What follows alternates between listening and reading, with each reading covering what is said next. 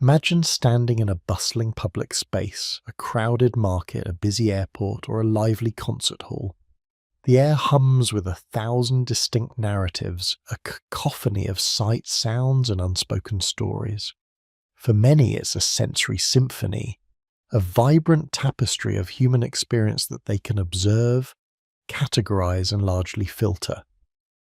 But for a distinct segment of the population, it can be an immediate and overwhelming immersion, a torrent rather than a tapestry. They don't just observe the joy, the anxiety, the underlying tension, they feel it. The boisterous laughter of strangers celebrating a reunion resonates deep within their own chest, a sudden swell of unbidden happiness. Conversely, the quiet despair emanating from someone hunched over a coffee cup nearby registers as a palpable ache in their own stomach, a heavy weight that seems to settle over their shoulders. The collective hum of energy, the interwoven threads of countless emotional states leaves them profoundly drained, almost as if they've run a grueling marathon without taking a single physical step. Their internal landscape becomes a mirror, reflecting the emotional currents of everyone around them, often without a clear distinction between where another's feeling ends and their own begins. Is that my worry, or theirs? An empath might silently ponder, a wave of exhaustion washing over them as they try to discern the origin of the sudden melancholy. This is not mere sympathy, a cognitive understanding of another's plight. It is an involuntary deep resonance, a porous boundary between self and other that can feel both deeply connecting and utterly exhausting.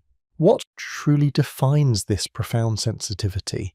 Is it a unique psychological trait, a heightened neurological wiring, a spiritual gift, or perhaps a combination of all these elements operating in intricate concert? The phenomenon we commonly refer to as being an empath invites us to explore the very nature of human connection consciousness and the subtle interplay between our individual minds and the collective emotional field that binds us all. It challenges our conventional understanding of identity, asking us to consider how deeply intertwined our inner worlds truly are. This essay delves into the deep psychology of empaths, exploring this unique human experience through both rigorous psychological research and profound spiritual wisdom gleaned from centuries of human introspection. We propose that the empathic experience is a complex convergence of innate psychological predispositions, such as sensory processing sensitivity, SPS, and heightened mirror neuron activity, and a spiritual attunement to the fundamental interconnectedness of all beings. This isn't about choosing one explanation over the other, but recognizing the multifaceted nature of human experience.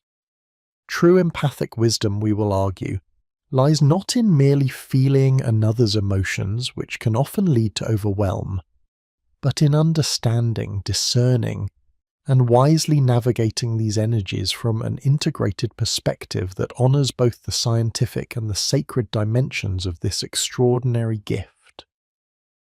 From a psychological lens, we will examine the concept of the highly sensitive person, HSP, a trait identified by Dr. Elaine Aron, which provides a foundational understanding of heightened sensory and emotional processing. HSPs, a significant portion of the population, process information more deeply and are more easily overwhelmed by external stimuli, characteristic often amplified in empaths. We will differentiate between cognitive empathy, the ability to understand another's perspective, to put yourself in their shoes, and affective empathy, the ability to feel another's emotions, to literally feel what they feel, exploring how empaths often exhibit an amplified and sometimes overwhelming form of the latter. Furthermore, we will investigate the role of the mirror neuron system, a fascinating neurological mechanism that fires both when an individual performs an action and when they observe someone else performing the same action, contributing significantly to the feeling of shared experience.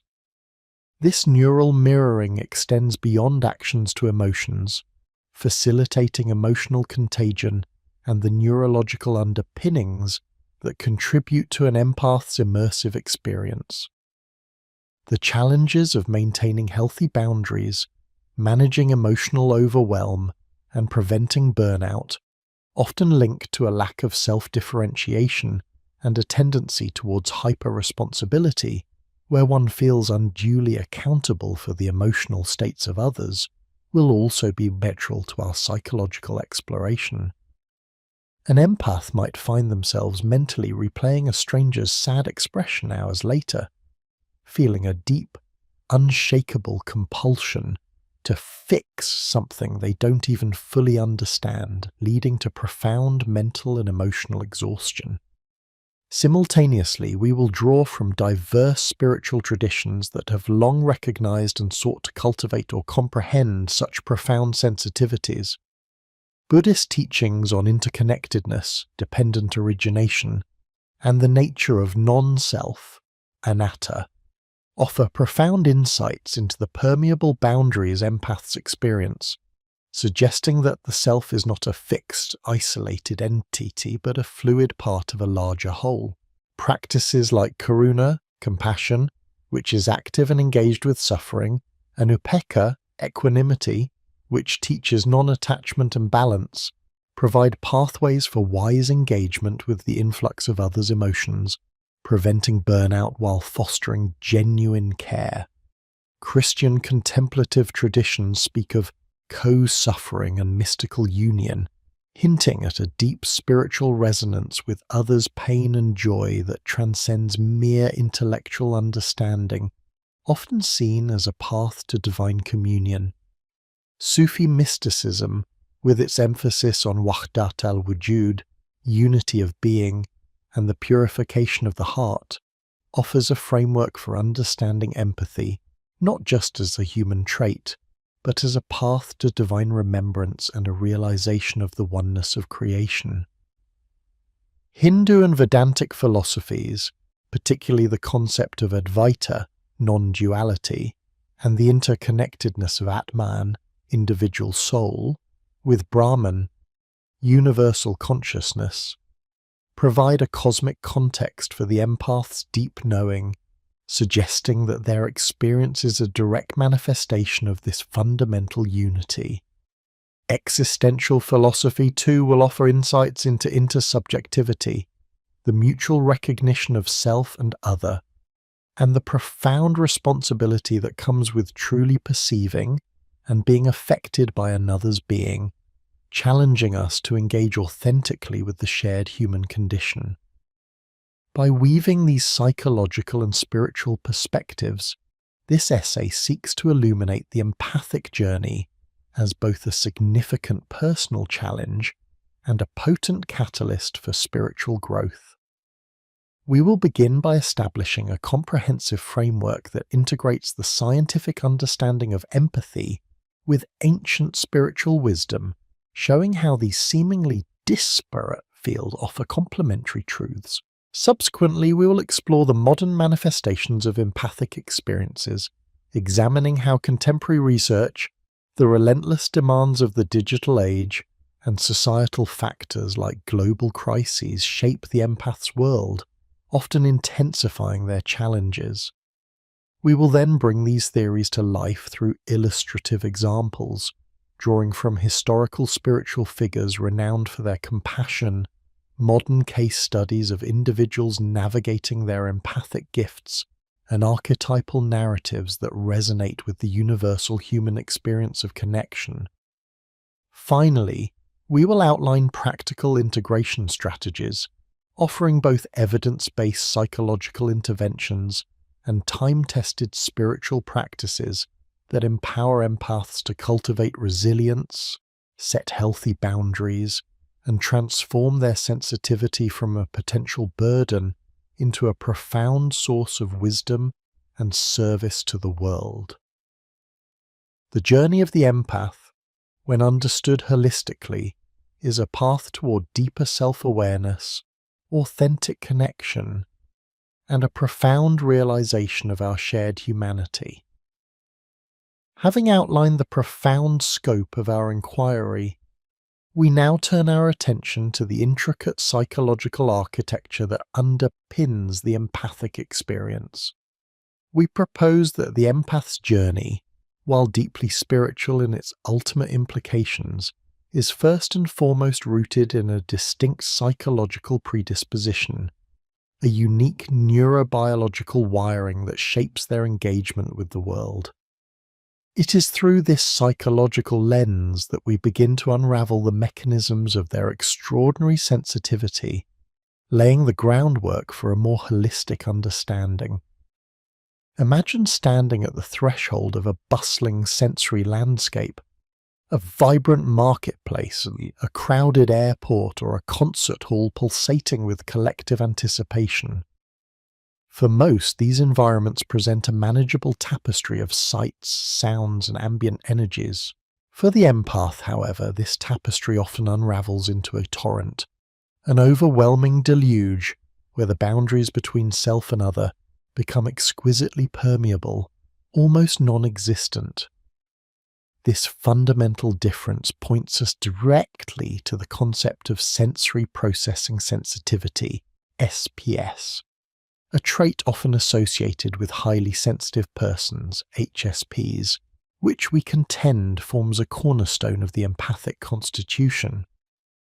Dr. Elaine Aron, a pioneer in the field, defines SPS as an innate trait characterized by a greater depth of processing of physical, social, and emotional stimuli. Individuals with high SPS or HSPs are wired to perceive subtleties that others miss, to process information more thoroughly, and to be more easily overwhelmed by intense stimuli. They possess a finely tuned nervous system akin to a sophisticated antenna, constantly receiving and amplifying signals from their environment. We observe that HSPs are often keenly aware of nuances in their surroundings, a shift in a person's tone of voice, the subtle scent of impending rain, the intricate patterns in a piece of music. Their internal experience is richer, more detailed, and often more profound. This heightened awareness, while a source of deep appreciation and insight, also predisposes them to overstimulation and emotional flooding. It is crucial, however, to differentiate. While all empaths are likely HSPs, not all HSPs are empaths. The HSP experiences the world with amplified sensory and emotional input, processing it deeply within their own internal landscape. The empath, building upon this foundation of SPS, takes this a step further. They do not merely process others' emotions deeply, they absorb them. Their internal landscape becomes a mirror, or perhaps more accurately a sponge, directly reflecting and integrating the emotional states of those around them. This distinction is vital for understanding the unique challenges and gifts of the empath. An HSP might feel overwhelmed by the noise of a crowd. An empath will feel overwhelmed by the collective anxiety emanating from that crowd, internalizing it as their own. To further illuminate this absorption, we must distinguish between two primary forms of empathy: cognitive empathy and affective empathy. Cognitive empathy, often referred to as theory of mind, is the intellectual capacity to understand another person's perspective, thoughts, and intentions. It is the ability to logically deduce what someone else might be feeling or thinking, to put oneself in another's shoes, without necessarily feeling their emotions directly. This is a crucial skill for social interaction, negotiation, and strategy. Affective empathy, on the other hand, is the visceral experience of feeling what another person feels. It is the spontaneous and often involuntary mirroring of emotions, a direct resonance with another's joy, sorrow, anger, or fear. When we speak of empaths, we are primarily referring to individuals with an amplified affective empathy. Their emotional boundaries are exceptionally porous, allowing for a direct, unfiltered transmission of emotional states. This isn't merely sympathy, which is feeling for someone, nor is it merely cognitive understanding. It is a profound, often overwhelming experience of feeling with and as another. Imagine witnessing a friend's profound grief. A cognitively empathetic person might understand the reasons for their sorrow and offer appropriate comfort, while an effectively empathetic person, an empath, would likely feel that same wave of sorrow wash over them, experiencing it in their own body and psyche as if it were their own. What might be the neurological underpinnings of this amplified affective empathy? We look to the fascinating realm of the mirror neuron system, MNS. Discovered in the 90s, mirror neurons are a class of visuomotor neurons that fire both when an individual performs an action and when they observe another individual performing the same action. Initially identified in motor contexts, e.g. reaching for a cup, subsequent research has suggested their broader role in understanding others' intentions, actions, and, significantly, their emotions. When we see someone smile, for instance, our own mirror neurons associated with smiling may activate, creating an internal simulation that allows us to implicitly understand and even feel their joy. For empaths, it is hypothesized that their mirror neuron system may be particularly robust, hyperactive, or exquisitely sensitive, leading to an intensified emotional resonance. This heightened MNS activity could serve as a direct neural pathway for emotional contagion, explaining the involuntary absorption of others' feelings.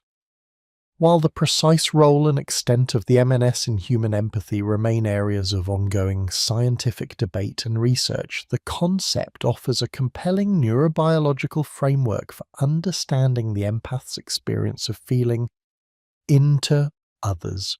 It suggests that their capacity for profound connection might literally be hardwired, a testament to the intricate dance between brain and experience. This unique psychological wiring comprising SPS, amplified affective empathy, and potentially a highly attuned MNS presents a distinct set of challenges for the empath. The most salient of these is the persistent struggle with boundary issues. For the empath, the distinction between me and not me becomes blurred, a permeable membrane rather than a solid wall. They absorb emotions, thoughts, and even physical sensations from others, often without conscious awareness. This means that what they perceive as their own sadness or anxiety might, in fact, be an echo of a colleague's stress or a stranger's despair. This constant absorption not only makes it difficult to ascertain their authentic emotional state, but also leads to an insidious depletion of their personal energy reserves. This porous boundary inevitably leads to profound overwhelm and overstimulation.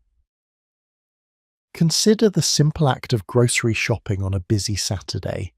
For many, it's a mundane chore. For the empath, it can be a sensory and emotional assault. The fluorescent lights, the cacophony of carts and conversations, the undercurrent of impatience, the fleeting anxieties of other shoppers, all these elements merge into a crushing wave. Each emotional imprint, each subtle cue, is registered and processed, often leading to a state of profound exhaustion, agitation, or even physical discomfort. Public spaces, once arenas for connection, often become battlegrounds for self-preservation. The cumulative effect of this constant absorption and overstimulation is burnout and exhaustion. Empaths live in a perpetual state of energetic expenditure, constantly processing external stimuli and internalizing others' emotional states. This sustained output, without adequate periods of recovery and intentional energetic hygiene, leads to a deep-seated fatigue that no amount of sleep seems to fully alleviate. We observe that empaths frequently describe feeling drained, empty, or heavy, not merely from their own life's challenges, but from the invisible burden of the collective emotional landscape they carry. This chronic exhaustion can manifest as physical ailments, mental fog, and a diminished capacity for joy or personal engagement. Furthermore, the empath's heightened sensitivity often fosters a pervasive sense of hyper-responsibility. Feeling others' pain so acutely, they often feel compelled to alleviate it, to fix it, or to take on the emotional burden themselves. This can manifest in self-sacrificing behaviours, a reluctance to say no, and an overextension of their own resources in service of others. They may find themselves consistently prioritising the needs and feelings of those around them, often to the detriment of their own well-being. This tendency, while born of a compassionate heart, can lead to resentment, depletion, and an unhealthy codependency in relationships, where their identity becomes inextricably linked to their role as a rescuer or caretaker. Perhaps the most insidious psychological challenge is the potential for loss of self or identity confusion. When one's internal emotional landscape is constantly being overwritten or influenced by external energies, it becomes incredibly difficult to discern one's own authentic desires, boundaries, and sense of self. Who am I, apart from what I feel from others, becomes a poignant, often unspoken question. This can lead to a profound sense of disorientation, a feeling of being a chameleon, constantly adapting to the emotional climate of their surroundings rather than embodying their true essence. The empath may struggle with decision-making, as their choices might be influenced by an unconscious desire to appease or avoid discomfort in others, rather than aligning with their own inner compass. Consider the empath in a high-stakes meeting where tensions are palpable. They might find themselves absorbing the anxiety of a nervous colleague, the frustration of a demanding boss, and the subtle hostility between two team members. By the end of the meeting, they are not only exhausted, but may also feel inexplicably irritable or anxious themselves, mistakenly attributing these feelings to their own personal state, rather than the absorbed energies of the room. Or imagine an empath attending a vibrant family gathering. While delighting in the joy and connection, they might also inadvertently pick up on an uncle's unspoken melancholy, a cousin's simmering resentment, or a parent's quiet worry. They leave not only with memories of shared laughter, but also with a lingering heaviness, a sense of diffuse emotional weight that is difficult to shake off and even harder to identify its source. From this psychological vantage point, the empath's journey appears fraught with potential pitfalls, a grueling marathon of emotional navigation. Their exceptional capacity for connection, while a profound gift, also serves as a potent vulnerability in a world often characterized by emotional intensity and collective unrest. We observe that without conscious awareness and intentional strategies, this exquisite sensitivity can lead to chronic overwhelm, a compromised sense of self, and a life lived in constant reaction to external stimuli. However, this is not the complete picture. While psychology provides invaluable insights into the mechanisms of empathic experience, it often falls short in articulating the deeper meaning or purpose behind such profound sensitivity. It explains how the porous boundary functions, but not necessarily why it exists, nor the transformative potential it holds. To truly grasp the empath's unique contribution and their path to thriving, we must venture beyond the purely psychological and delve into the rich tapestry of spiritual wisdom traditions which offer frameworks for understanding interconnectedness, compassion, and the cultivation of inner resilience. It is to this spiritual dimension that we will turn our focus next, seeking to bridge the gap between scientific understanding and timeless wisdom, and ultimately to illuminate a path towards conscious, empowered empathy. In our previous exploration, we meticulously dissected the psychological architecture of the empath, identifying the intricate wiring that underpins their unique experience. We charted the terrain of sensory processing sensitivity, the amplified affective empathy, and the theorized hyperactivity of the mirror neuron system. We illuminated the profound challenges that emerge from this configuration: the porous boundaries, the relentless overwhelm, the pervasive burnout, the crushing weight of hyper-responsibility, and the often disorienting loss of self. Psychology, with its precise nomenclature and empirical frameworks, offers us an invaluable map of how the empath functions and what their struggles entail.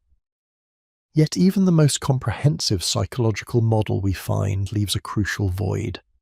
It describes the mechanism, but it seldom addresses the meaning. It delineates the experience, but it rarely ventures into the purpose.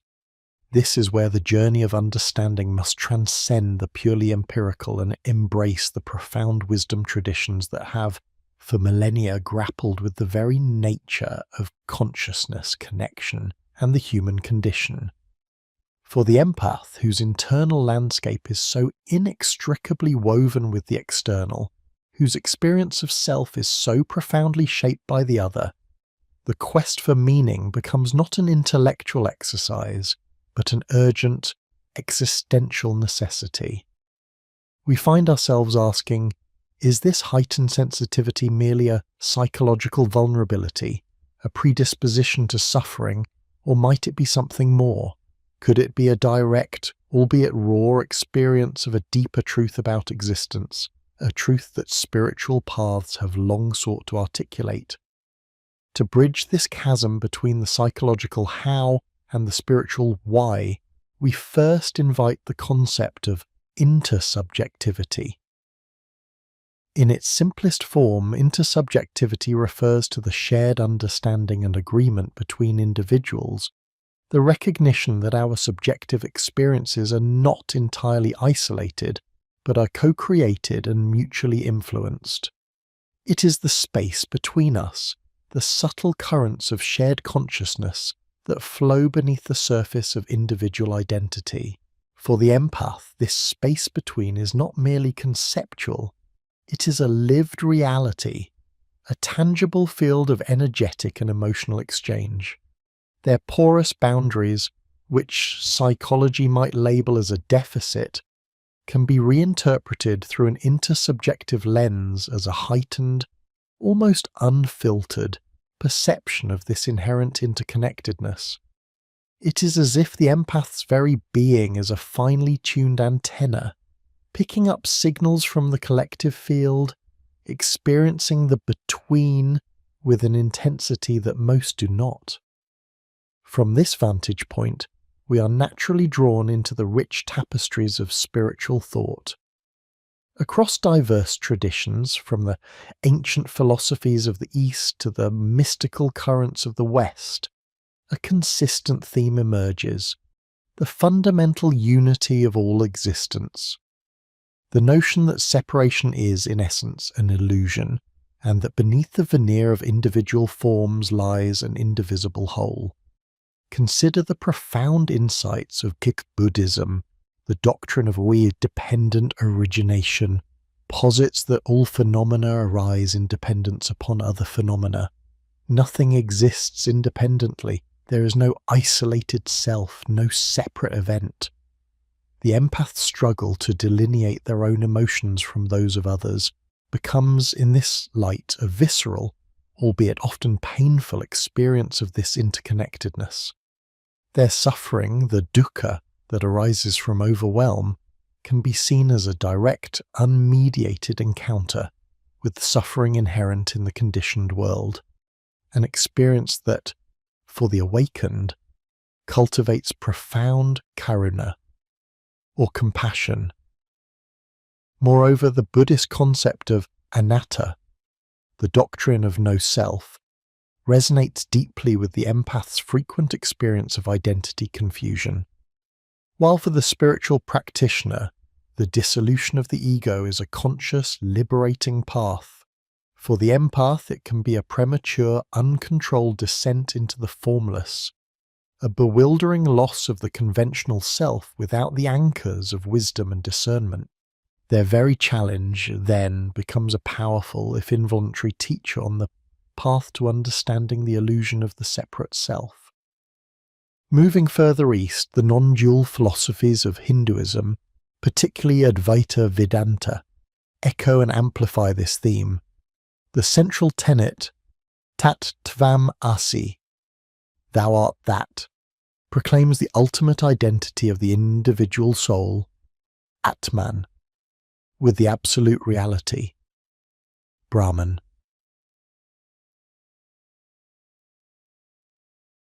The empath's inherent difficulty in distinguishing their own emotional state from the collective becomes a raw, unfiltered glimpse into this non-dual reality. It is as if their system is bypassing the conventional filters of ego consciousness, experiencing the world not as a collection of separate entities, but as a single vibrating field. The overwhelming nature of this experience is not a sign of pathology, but perhaps an unrefined perception of a truth that mystics strive for, a direct, embodied understanding of unity, albeit without the spiritual tools to integrate it consciously. Similarly, within what Sufism, the mystical branch of Islam, the concept of Wahdat al-Wujud, or the unity of being, asserts that all existence is a manifestation of a single divine reality. The universe is seen as an outpouring of divine love, and every creature a reflection of God. The empath's profound capacity to feel, to resonate with the joys and sorrows of others, can be interpreted as a direct experience of this universal love, a sensitivity to the subtle currents of the divine that permeate all things. Their deep emotional absorption, though often debilitating, is perhaps a raw, untamed expression of this inherent connection, an echo of the boundless love that binds creation. Even within her Christian mysticism, we find parallels. The concept of unio mystica, the profound union with the divine, often involves a transcendence of the individual self and a deep empathy with the suffering of humanity, mirroring Christ's own compassion. The empath's experience of being overwhelmed by the world's pain can be reframed not just as a personal burden, but as a heightened sensitivity to the collective human experience, a potential catalyst for a deeper spiritual awakening and a call to compassionate action. From this spiritual vantage point, we begin to see the empath's challenges not merely as vulnerabilities, but as profound, albeit unmanaged, expressions of a deeper truth. Porous boundaries. Rather than a defect, we can view this as a heightened perception of the inherent interconnectedness of all beings. The spiritual task, then, is not to build impenetrable walls, but to learn conscious discernment and navigation within this shared field, to move from passive absorption to active discerning resonance. Overwhelm and overstimulation. This intense sensory and emotional experience, while undeniably painful, can be reinterpreted as a direct, unfiltered encounter with the world's raw beauty and suffering. It is a powerful invitation to cultivate mindfulness, presence, and ultimately a profound yet centered compassion. The very intensity of their experience can become a crucible for wisdom, forging a profound understanding of life's impermanence and interconnectedness. Loss of self or identity confusion. This bewildering experience, often leading to feelings of disorientation, can be seen as an uncontrolled, premature experience of ego dissolution, a state actively sought in many spiritual practices. The empath is, in a sense, being thrust into a non-dual awareness without the preparation or guidance typically afforded to spiritual aspirants. The path forward involves cultivating a conscious, anchored sense of self that can navigate the fluid boundaries of existence, moving from unconscious ego dissolution to intentional ego transcendence, where the self expands rather than merely dissolves. The empath, then, with their innate sensitivity and profound capacity for feeling, stands at a unique crossroads. Their very affliction becomes a pre-existing condition for spiritual inquiry, a powerful catalyst for growth. Their struggles are not merely psychological ailments to be managed, but profound teachers inviting them to delve into the deepest questions of existence. Who am I, if not separate? How do I navigate a world where boundaries are fluid? How do I transmute suffering into wisdom and compassion? This perspective shifts the narrative dramatically.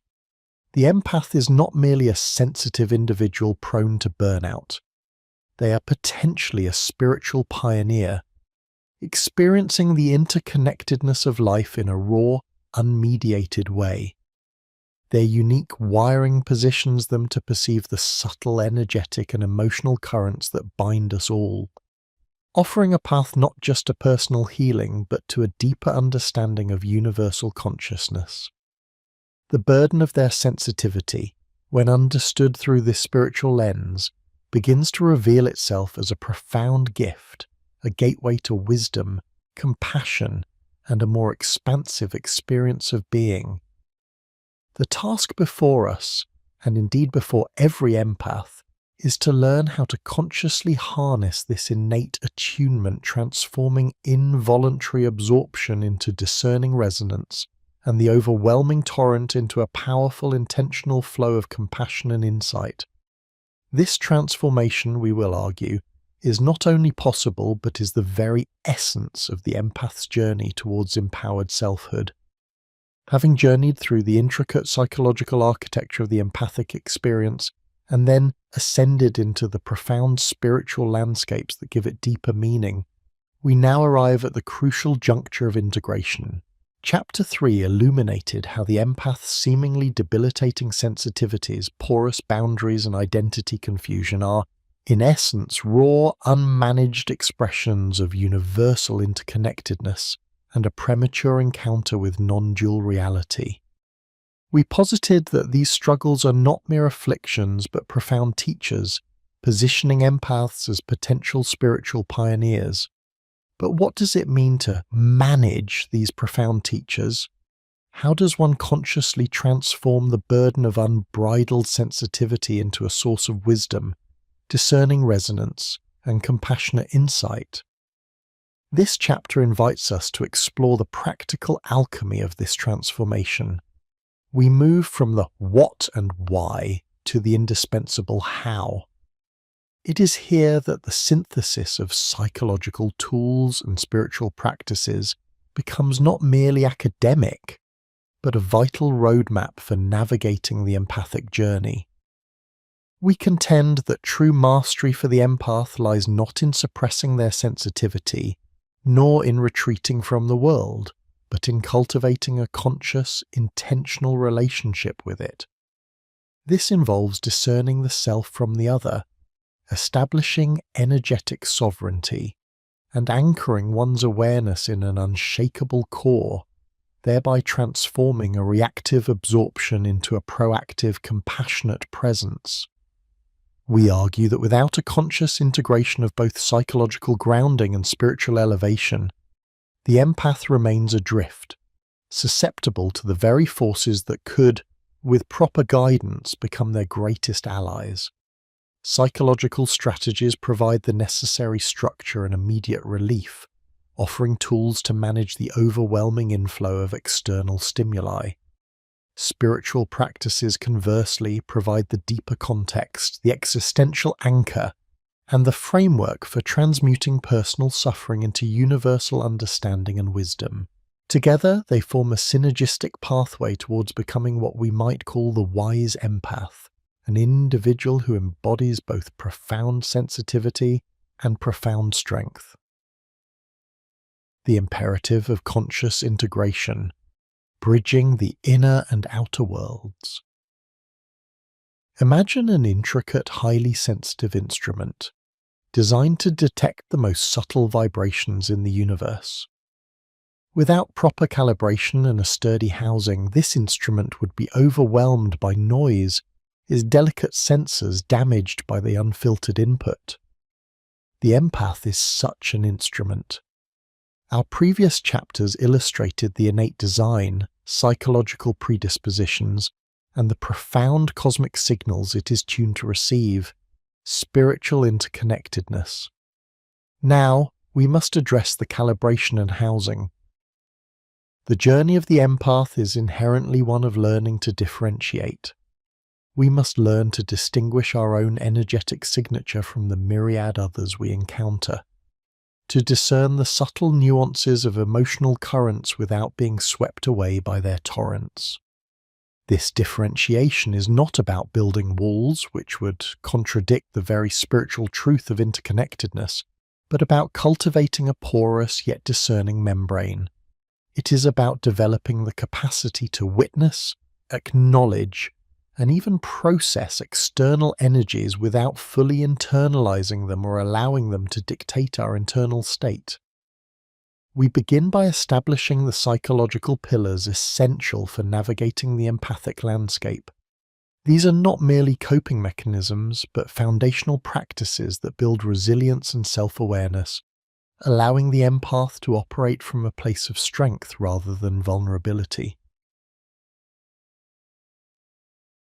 Practical pillars for navigating the empathic landscape. 1. Mindfulness and discerning resonance. The art of internal cartography. At the core of psychological management for the empath lies the practice of mindfulness. Mindfulness, in its simplest form, is the intentional, non-judgmental awareness of the present moment. For the empath, this practice becomes an invaluable tool for internal cartography. We invite the reader to imagine their internal landscape as a complex, dynamic territory. Without mindfulness, this territory is a chaotic jumble, often indistinguishable from the external world. With mindfulness, we begin to map it. We learn to observe thoughts, feelings, and bodily sensations as they arise, without immediately identifying with them as mine. This seemingly simple act is revolutionary for the empath. It allows us to ask, is this sensation truly mine, originating from my own core, or is it a resonance, an echo, or even a direct absorption from another? We begin to detect the subtle energetic signatures, the familiar hum of our own joy, the dull ache of our personal grief, versus the sharp pang of a stranger's anxiety, or the pervasive sadness emanating from a crowded public space. Through consistent mindfulness practice, whether formal meditation or informal moments of conscious awareness, empaths train their attention to become a finely tuned filter. They learn to notice the onset of an external emotional influx, to observe its characteristics, its quality, intensity, location in the body, and crucially, to create a subtle space between the observed emotion and their core self. This space is not a barrier of indifference, but a buffer of awareness, allowing for discernment rather than automatic absorption, is the first step in reclaiming energetic sovereignty. 2. Energetic and emotional boundaries. Cultivating a permeable membrane. The concept of porous boundaries is central to the empathic experience. While Chapter 3 reframed this porosity as the spiritual attunement, psychologically it often manifests as a significant vulnerability. Therefore, developing conscious boundaries is not about shutting down sensitivity, but about regulating its flow. We are not building impenetrable walls, but cultivating a permeable membrane. one that allows for connection and compassion without permitting energetic invasion or depletion. Energetic boundaries involve conscious visualization and intention. Empaths can learn to visualize a protective yet flexible energetic field around themselves, a luminous aura that filters incoming energies. This is not a shield of egoic separation, but an intentional energetic container that honors one's own space. Practices might include imagining a bubble of light, a gentle waterfall cleansing external energies, or roots extending deep into the earth for grounding.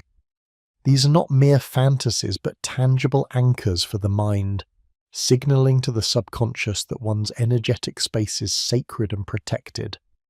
Emotional boundaries, on the other hand, involve assertive communication and conscious choice.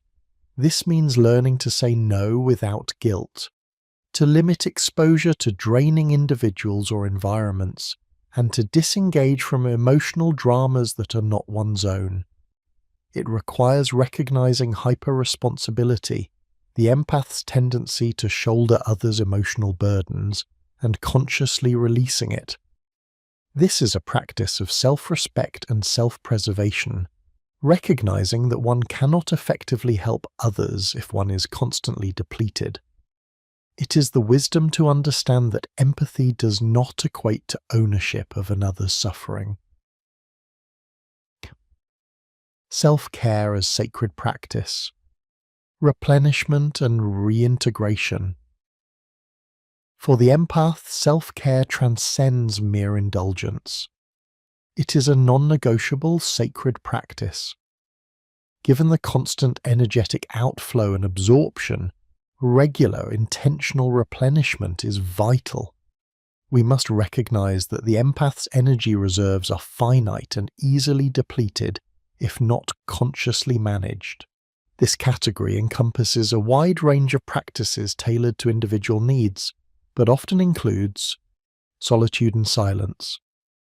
Regular periods of quiet introspection, free from external stimuli, are essential for recalibrating the nervous system and recentering the self.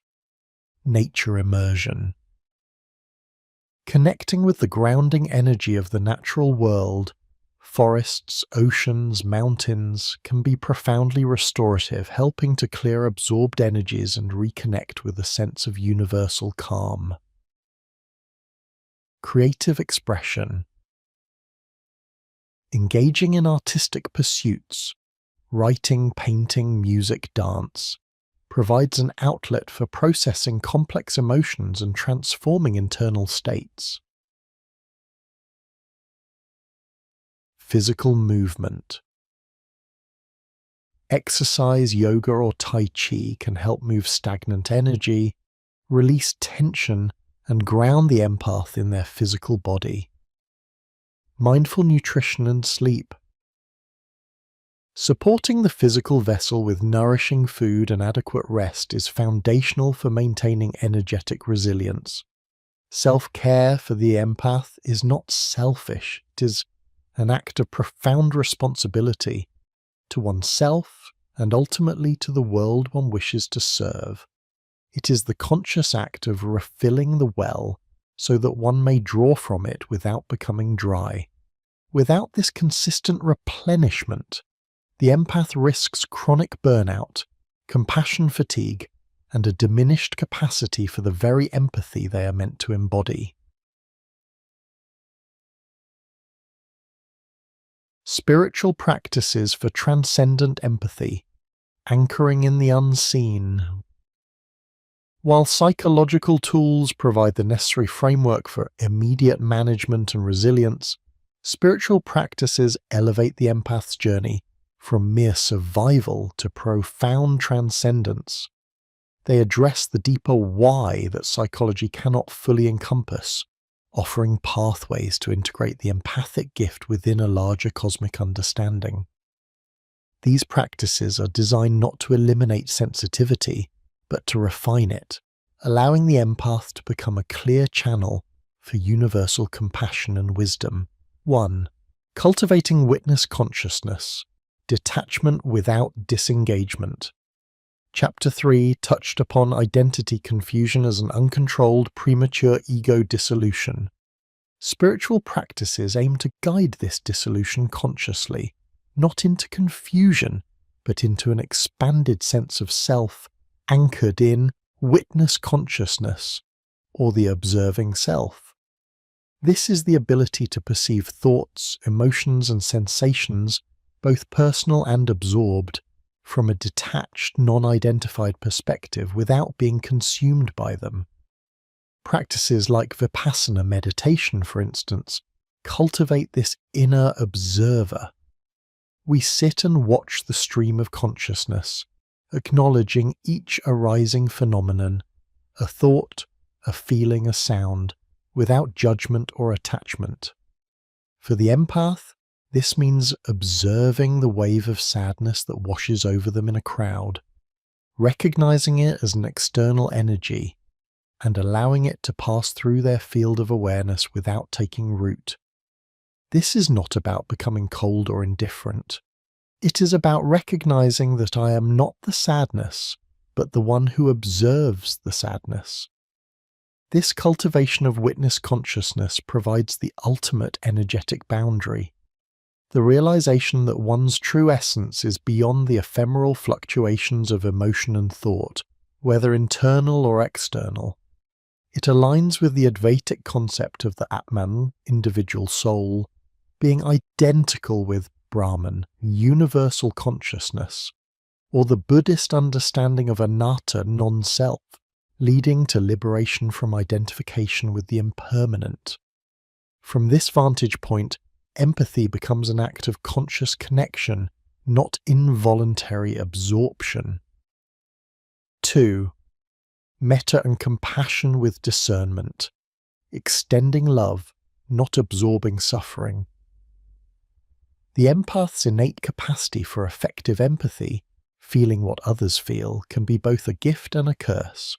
Spiritual compassion practices such as metta, loving kindness, meditation and Tonglen offer a pathway to refine this capacity, transforming it from a reactive absorption of suffering into a proactive, discerning extension of love and well-being.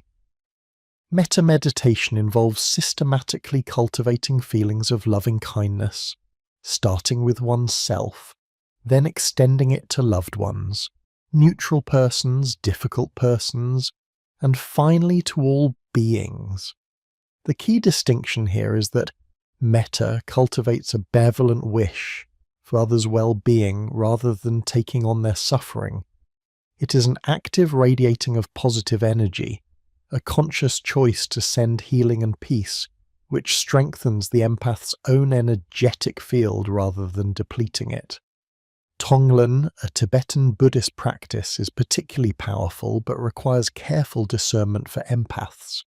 It involves breathing in the suffering of others and breathing out relief or healing.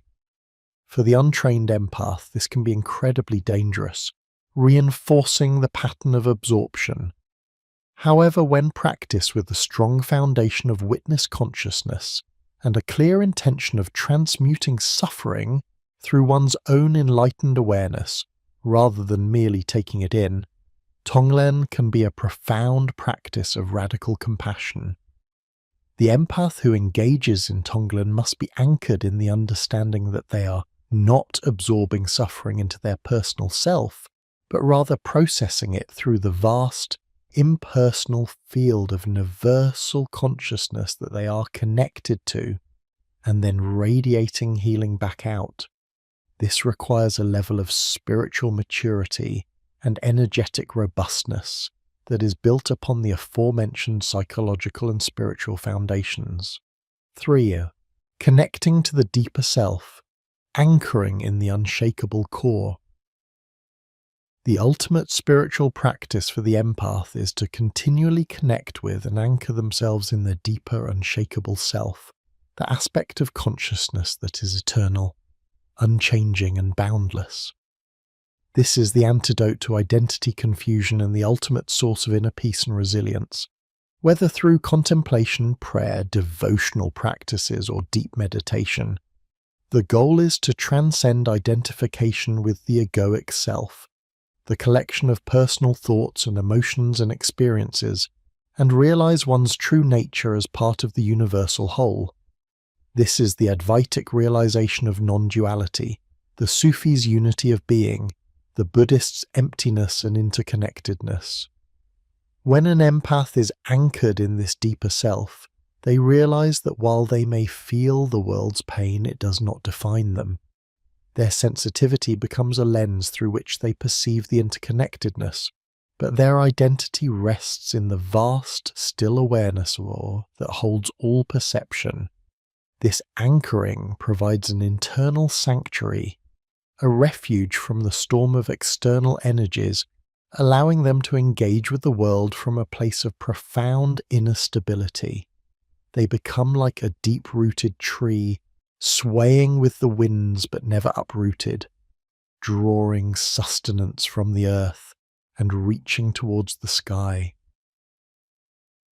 The emergence of the wise, empath, a conduit of conscious compassion through the diligent and integrated application of these psychological and spiritual practices, the empath begins a profound transformation.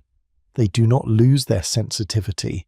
Rather, they refine it into a potent tool for conscious compassion and discerning insight.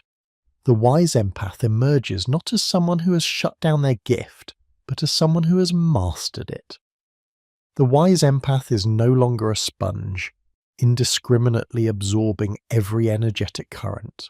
Instead, they become a conscious conduit, able to attune to the subtle energies of others and the collective, process them with discernment, and channel healing, understanding, or wisdom without being consumed. Their porous boundary transforms into a discerning membrane, allowing for profound connection while maintaining energetic integrity. Their former identity confusion gives way to an abandoned, yet firmly anchored sense of self, rooted in universal consciousness. This transformation is not a destination, but an ongoing journey of refinement and deepening. The wise empath understands that their sensitivity is not a vulnerability to be overcome, but a unique faculty to be cultivated, a bridge between the personal and the universal, the psychological and the spiritual. They are equipped to navigate the complexities of human emotion and collective energy, not as victims of overwhelm, but as beacons of conscious awareness, capable of holding space for suffering while radiating peace.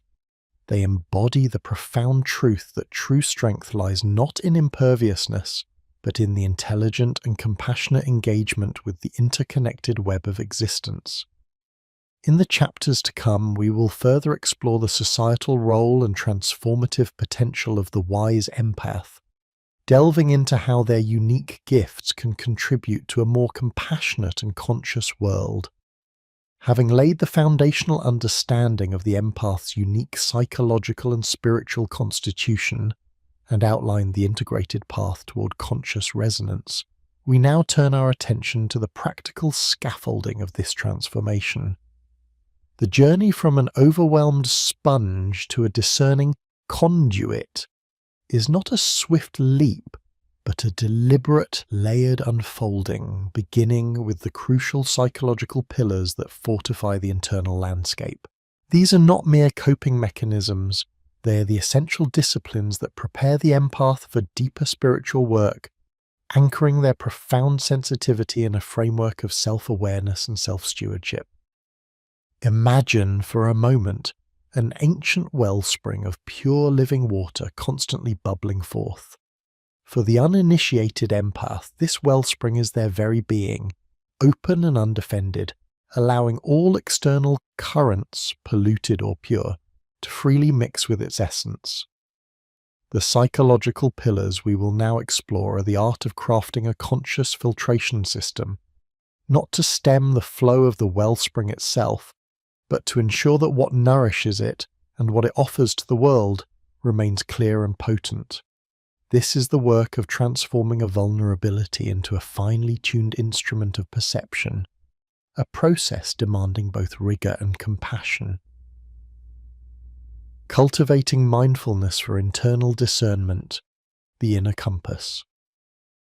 The primary psychological challenge for the empath, as we have discussed, lies in the blurred lines of their internal experience, the profound difficulty in distinguishing personal emotional states from those absorbed from the environment or other individuals.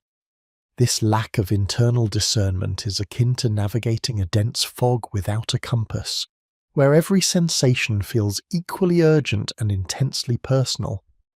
Our first pillar, therefore, is the cultivation of a mindfulness for internal discernment, a practice designed to sharpen this inner compass and bring clarity to the empath's bustling inner world.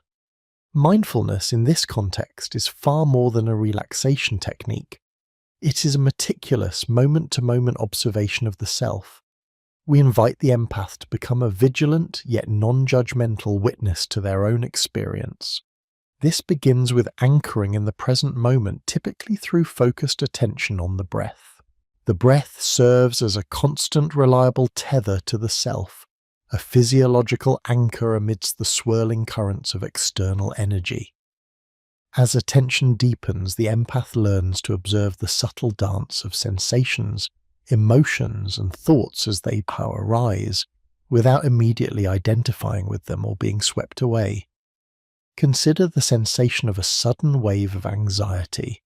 For the untrained empath, this might instantly register as their anxiety, triggering a cascade of personal rumination. With mindful discernment, however, the process shifts. The empath learns to pause, to breathe, and to ask, "Is this mine?" This simple yet profound inquiry initiates an internal scan. Where is the sensation located in the body?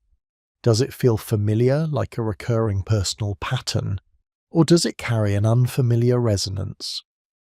Is there an external trigger immediately preceding its arrival? A crowded room, a stressed colleague, a news report? This is where the metaphor of the internal weather reporter becomes particularly apt. The empath learns to observe their internal climate, the sudden storm of sadness, the oppressive humidity of collective tension, the fleeting sunshine of another's joy, and to report on it with a degree of detachment. There is a strong feeling of grief present, they might acknowledge, rather than "I am grieving." This subtle shift in language reflects a monumental shift in consciousness. It creates a vital space between the observer and the observed, allowing for critical analysis. Through consistent practice, the empath develops a sophisticated taste for energetic signatures, learning to differentiate the subtle flavor of their own authentic emotions from the often overwhelming, undigested energies of others. Techniques such as body scan meditations become invaluable tools, systematically bringing awareness to different parts of the body. Noticing areas of tension, openness, or resonance helps to map the physical manifestation of emotional states.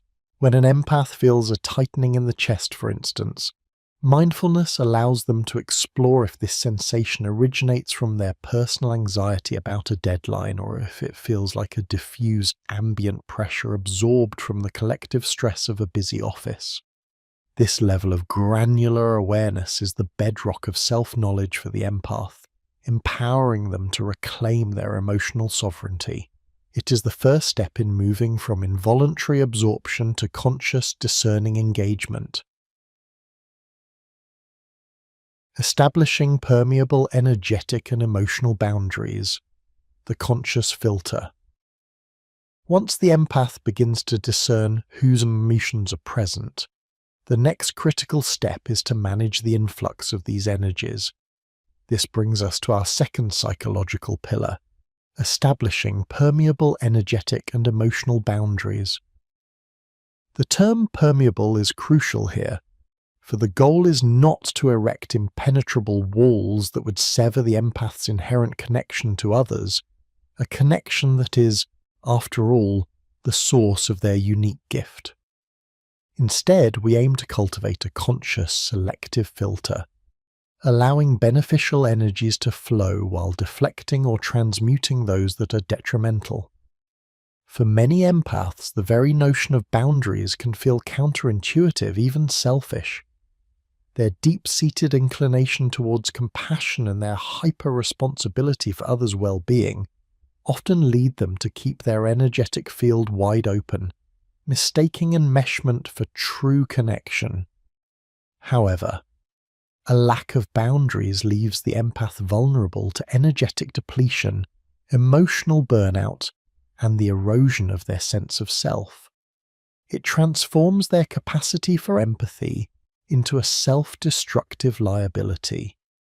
Establishing permeable boundaries involves both internal and external practices. Internally, it is about developing an unwavering intention to protect one's energetic space. This can be supported by visualization techniques. The bubble of light. Imagine a protective, iridescent bubble of light surrounding your entire being, extending a few inches beyond your physical body. This bubble is not rigid or opaque. It is permeable, allowing love and positive intentions to pass through, but gently deflecting negativity, fear, and overwhelming external energies. You are in control of its density and its selective permeability. The energetic shield. Visualize a shimmering, flexible shield that can be raised or lowered, intensified or softened according to the situation. This shield is not a barrier to connection, but a conscious regulator, allowing you to choose the degree of energetic immersion you experience. These visualizations are not mere fantasy. They are powerful tools for retraining the subconscious mind and asserting energetic sovereignty. By consistently practicing these mental affirmations, the empath begins to subtly shift their energetic field, communicating to their system and to the external world that their space is sacred and deserving of protection. Externally, establishing boundaries translates into tangible actions and verbal assertions. This includes managing proximity, consciously choosing how close to stand or sit to individuals who are energetically draining, limiting exposure, recognizing when to disengage from overwhelming conversations, social media feeds, or news cycles. No. Learning to politely and firmly decline requests or invitations that would overextend one's emotional or energetic resources. This is perhaps one of the most challenging yet liberating practices for the empath, who often feels compelled to please or rescue others. Communicating needs, articulating personal limits and needs to trusted friends, family, and colleagues. I need a few minutes to myself, or I'm feeling a bit overwhelmed right now and need some quiet, are statements that honor the empath's truth without apology. It is vital to understand that permeable boundaries are not about shutting down empathy or becoming cold. On the contrary, by creating this conscious filter, the empath preserves their capacity for genuine compassion.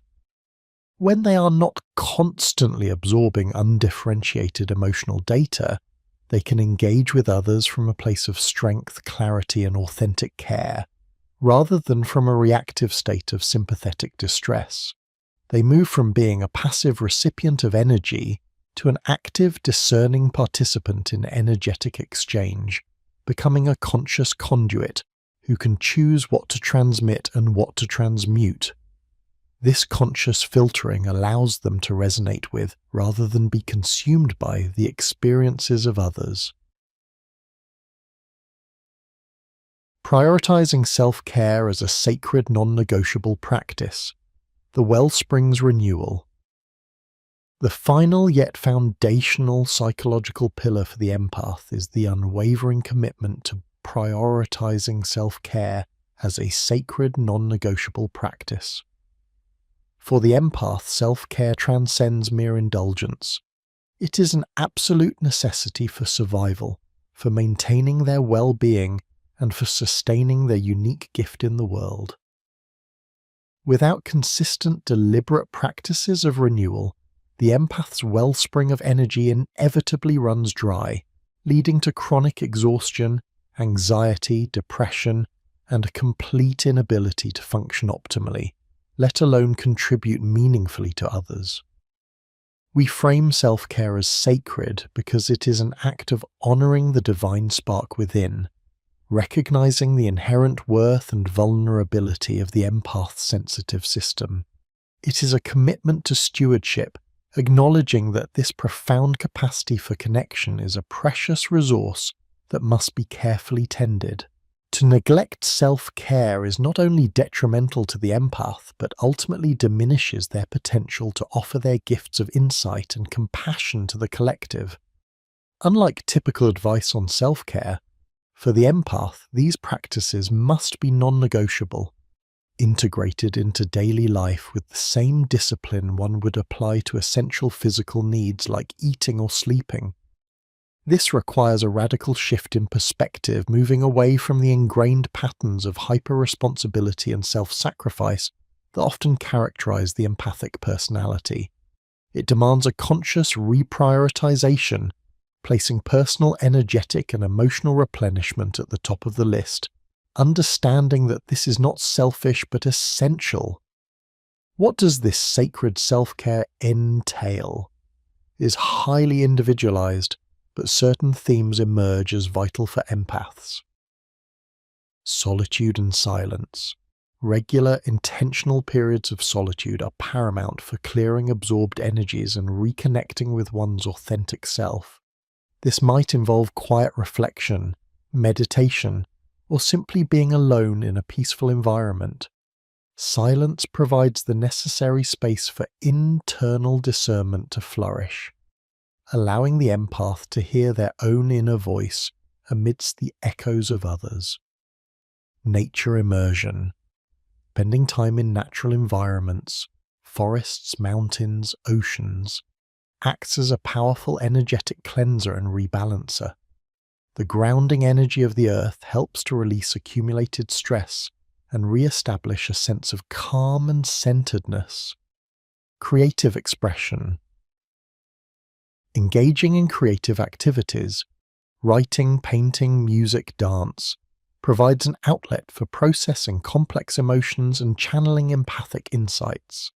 It transforms internal chaos into external form, offering both catharsis and a sense of agency.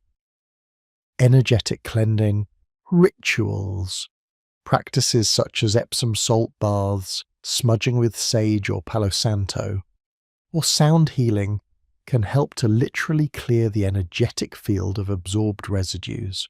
These rituals, performed with intention, reinforce the boundaries established earlier and signal to the system that it is safe to release what is not one's own.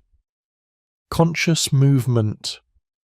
Gentle forms of exercise like yoga, tai chi, or walking help to move stagnant energy, integrate mind and body, and promote a sense of grounded presence. Adequate rest, nutrition, and hydration. These basic physiological needs are often overlooked by empaths who push themselves beyond their limits. Prioritizing quality sleep, nourishing foods, and sufficient water intake builds resilience and strengthens the energetic system from within. The consistent application of these practices transforms self-care from a luxury into a lifeline. It is a continuous process of calibration and renewal, enabling the empath to maintain their energetic integrity and emotional equilibrium. By viewing self-care as a sacred duty, the empath not only protects themselves, but also ensures that their profound capacity for empathy can be offered to the world as a conscious, sustainable gift, rather than a fleeting, self-destructive burden. These three psychological pillars, mindfulness for internal discernment, permeable boundaries, and sacred self-care form the bedrock upon which the empath can build a life of conscious resonance. They are the essential groundwork, allowing the empath to navigate the world with greater clarity, protection, and sustained vitality. With this psychological foundation firmly established, we can then turn our attention to the deeper spiritual practices that invite the empath to transcend the limitations of the ego and fully embrace their role as a conscious conduit for universal compassion. This integrated approach, weaving together the insights of psychology with the wisdom of spiritual traditions, begins to reveal the true potential of the empathic journey, a path not of suffering, but of profound wisdom and transformative power. Having meticulously laid the psychological groundwork, cultivating mindfulness for internal discernment, establishing permeable energetic boundaries, and prioritizing self-care as a sacred practice, we now stand at the precipice of a profound ascent.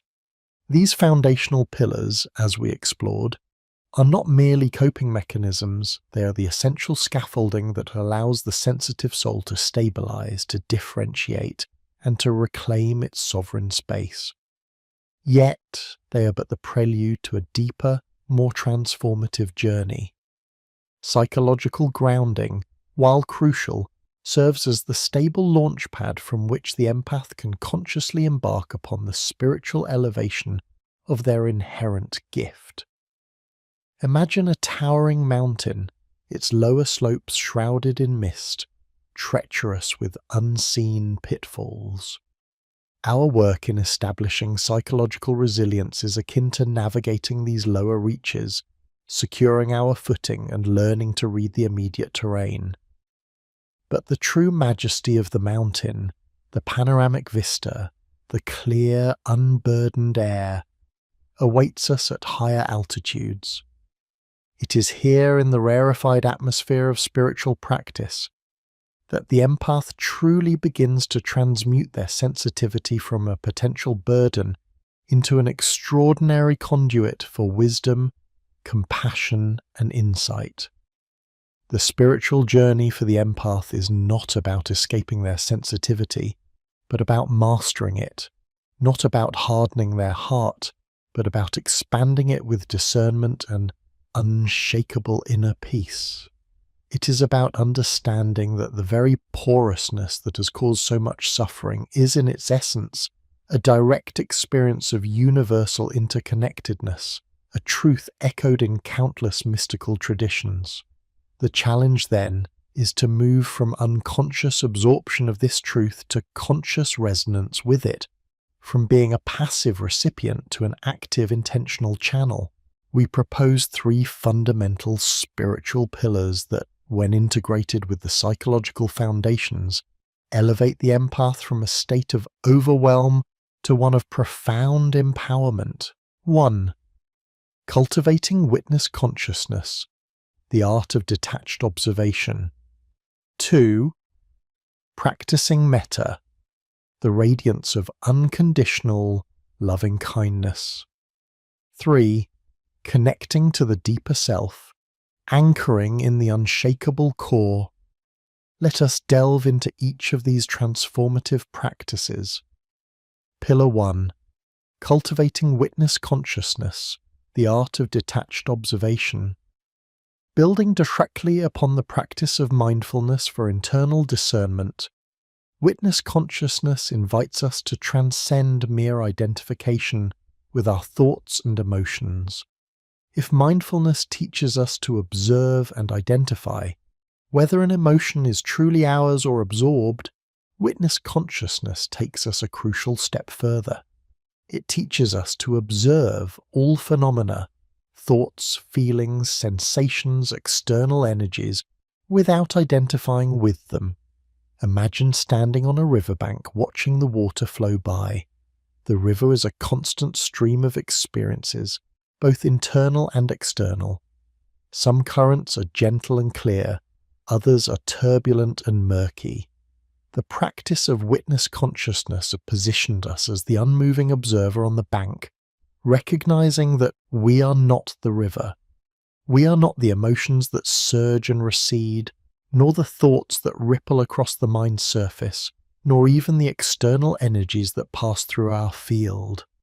We are the conscious awareness witnessing them.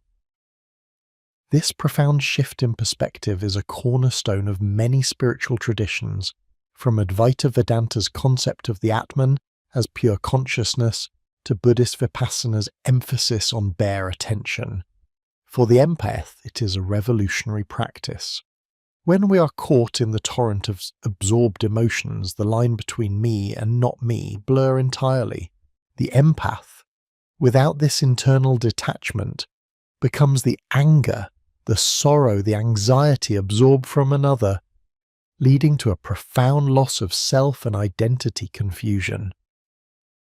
Witness consciousness offers an immediate antidote. It creates an internal spaciousness, a sacred buffer zone between our core being and the fluctuating energetic landscape.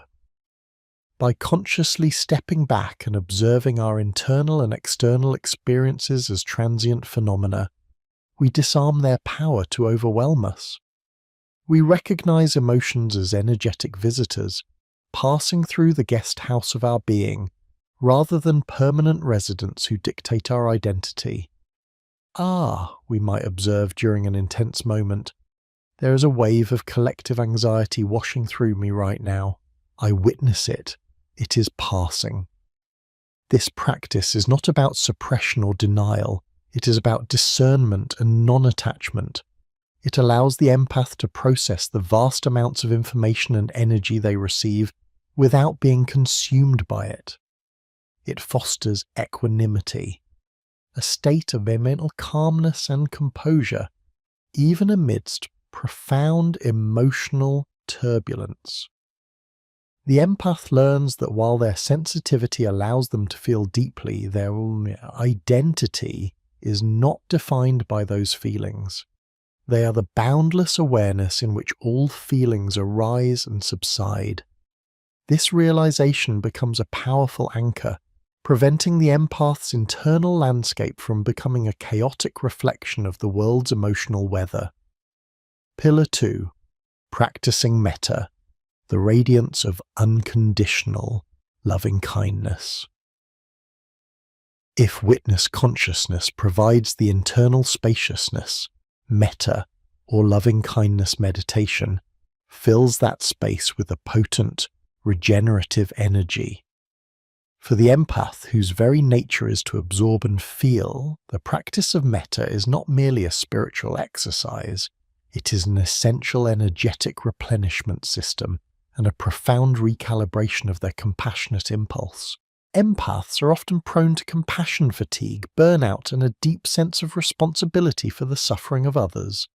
Their unbounded empathy, while a gift, can become a grueling marathon of emotional labor, leaving them depleted and vulnerable. Metta offers a powerful antidote, transforming the uncontrolled absorption of suffering into the intentional emanation of healing energy.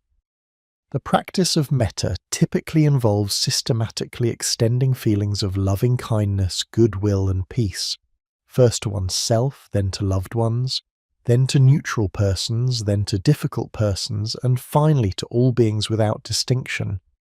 For the empath, the initial step of directing loving kindness to oneself is revolutionary. So often the empath's self-care is an afterthought, their own needs subsumed by the perceived needs of others. Metta teaches us to consciously cultivate self-compassion, recognizing our own inherent worthiness and fragility. This isn't selfish, it's foundational. We cannot pour from an empty cup, nor can we offer authentic compassion to others if we are internally depleted and silently resentful.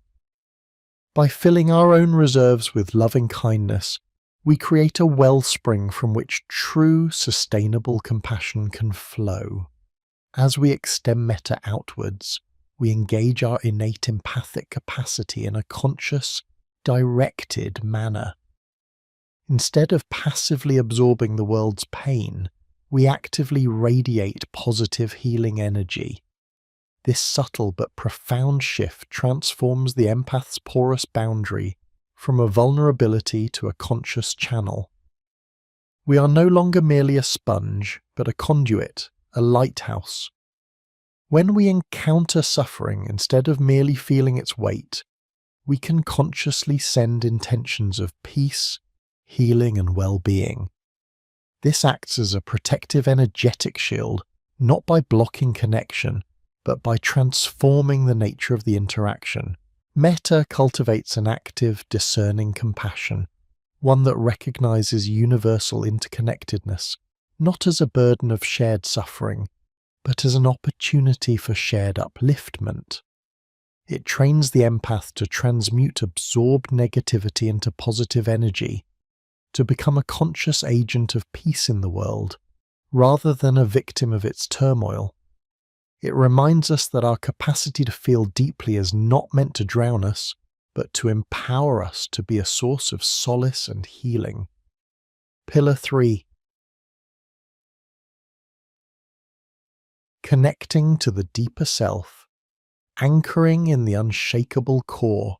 Finally, the ultimate anchor for the empath, the very bedrock upon which all other practices rest, is the conscious connection to the deeper self, that unchanging, luminous essence often referred to as the true self, the Atman, the Buddha nature, or the Christ consciousness.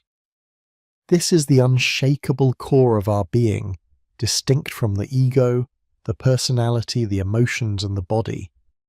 For the empath, whose identity is so easily blurred and whose sense of self can feel like a constantly shifting kaleidoscope of absorbed energies, connecting to this deeper self is not merely a spiritual aspiration, it is an absolute necessity for coherence and stability.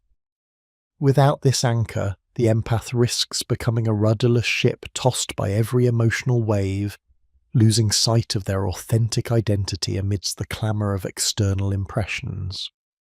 The deeper self is not affected by external circumstances or internal fluctuations.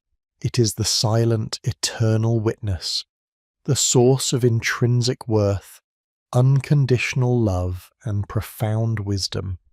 It is the I am that precedes all thought, all feeling, all experience. Accessing this core involves a process of disidentification, letting go of the belief that we are our emotions, our thoughts, our roles, or the energies we absorb. It requires turning inward through practices of deep meditation, contemplative silence, and radical self-inquiry to discover the presence that underlies all transient phenomena.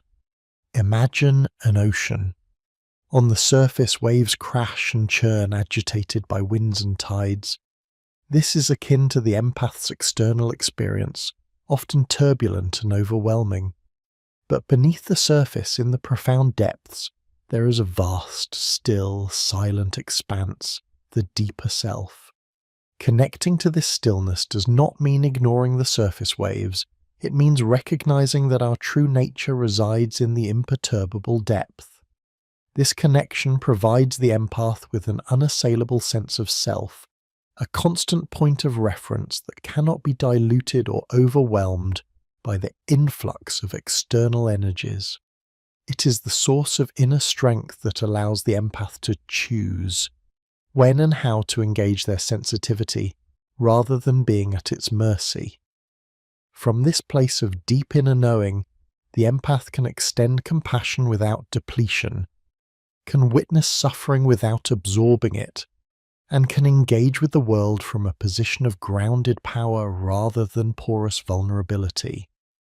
The deeper self is the wellspring of authentic discernment, guiding the empath in setting healthy boundaries not out of fear, but out of wisdom and self-respect. It is the source of profound peace that allows the empath to navigate even the most challenging environments with grace and resilience. It is the ultimate realization that our sensitivity is not a flaw, but a finely tuned instrument of the soul, designed to perceive the subtle interconnectedness of all life and to channel that understanding into wisdom and compassion for the benefit of all. Integration and the transcendent empath. When these three spiritual pillars, witness consciousness, metta, and connection to the deeper self, are consciously cultivated atop the psychological foundations of mindfulness, boundaries, and self-care, the empath undergoes a profound metamorphosis. They move beyond mere survival, beyond simply coping with their sensitivity, to actively harnessing it as a profound spiritual gift.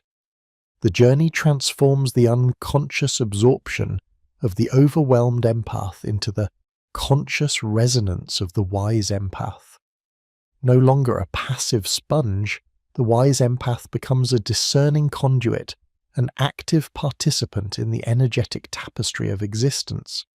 They learn to perceive the world's emotional currents with clarity, to offer compassion without entanglement, and to remain anchored in their unshakable core, radiating peace and insight. This is the path to transcendent empathy, a state where sensitivity is not a burden, but a gateway to deeper understanding, profound connection, and boundless wisdom. It is a testament to the human spirit's capacity to transform its greatest challenges into its most profound strengths, illuminating a path not just for empaths, but for all who seek to live a life of conscious connection and compassionate presence in an increasingly complex world. In the chapters that follow, we will explore practical methodologies for integrating these psychological and spiritual insights into daily life, offering concrete tools for cultivating this transformative journey. Having established the dual framework of psychological resilience and transcendent empathy, we now turn our gaze towards the practical methodologies, the daily disciplines that forge the path from an overwhelmed empath to a discerning, powerful conduit. This is where theory translates into lived experience, where the abstract becomes actionable, offering concrete steps to navigate the profound currents of human connection. We embark on a journey of integration, weaving together the insights of modern psychology with the timeless wisdom of spiritual traditions to cultivate a sustainable, empowered, empathic presence. The psychological pillars in practice. Cultivating resilient empathy. The first set of pillars, mindfulness for internal discernment, permeable energetic and emotional boundaries, and self-care as sacred practice, provides the essential groundwork for internal stability. These are the tools that allow us to meticulously distinguish our own authentic experience from the vast ocean of collective emotion, to regulate the energetic flow, and to replenish our vital reserves. Mindfulness for internal discernment, the art of "is this mine?" The empath's most fundamental challenge often lies in the blurred lines of emotional ownership. Without a clear internal compass, we become unwitting recipients of every emotional broadcast, every ripple in the collective psyche. Mindfulness in this context is not merely a relaxation technique. It is a precision instrument for internal discernment, a practice of radical self-awareness. We begin with the breath, the anchor point in the ever-shifting landscape of our inner world.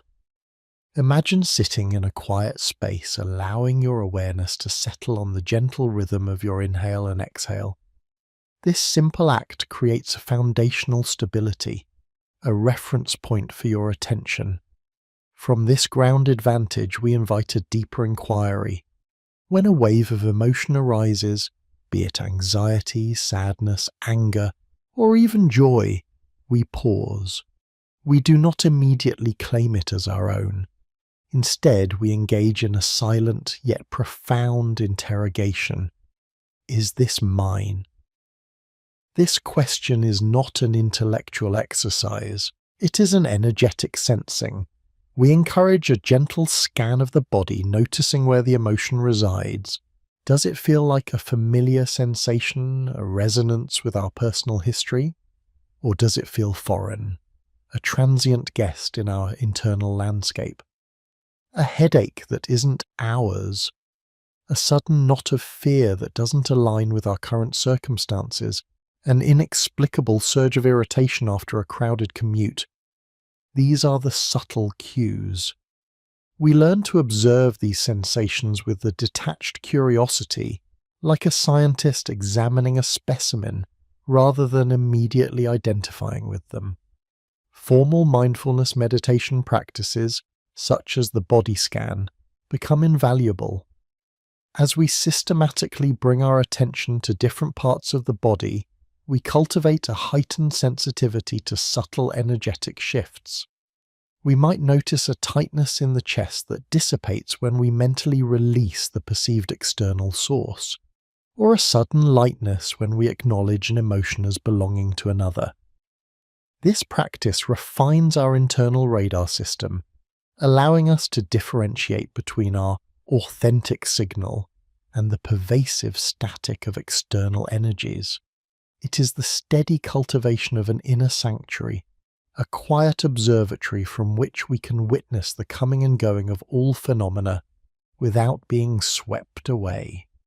Permeable energetic and emotional boundaries, the art of the adjustable filter. Once we begin to discern what is ours from what is not, the next crucial step is to regulate the flow of energy. The notion of porous boundaries is not a flaw to be eradicated, but a dynamic state to be consciously managed. We are not aiming for an impenetrable wall, but a sophisticated adjustable filter. Visualization techniques are powerful allies in this endeavor. Imagine yourself enveloped in a shimmering field of light, an energetic bubble that surrounds your entire being. This bubble is not rigid, it is permeable. You have the power to adjust its frequency, its density, its specific energetic properties. You can visualize it allowing only light, love, and positive intentions to enter, while deflecting or neutralizing discordant or draining energies. Some empaths find it helpful to imagine a cloak of protective light, or a mirror-like surface that reflects back anything not serving their highest good. The key is active intention. We consciously choose what we allow in and what we politely yet firmly redirect. Beyond visualization, assertive communication becomes a vital tool for establishing external boundaries. The power of a clear, kind, and firm no cannot be overstated. This is not about rejection, but about self-preservation. Saying no to an invitation when we are already depleted, no to taking on another's emotional burden, or no to engaging in draining conversations becomes a sacred act of self-honor. We learn to articulate our needs without guilt, understanding that our capacity to give sustainably is directly linked to our ability to protect our energetic reserves. This might involve creating physical boundaries, such as designating certain spaces in our homes as quiet zones, or temporal boundaries, like scheduling non-negotiable solitude. These practices teach us that true connection does not require constant energetic merger, thrives on respect for individual energetic integrity. Self-care as sacred practice. The non-negotiable replenishment. For the empath, self-care is not a luxury, it is a non-negotiable sacred practice. Our finely tuned nervous systems and expansive emotional capacities require consistent, deliberate replenishment.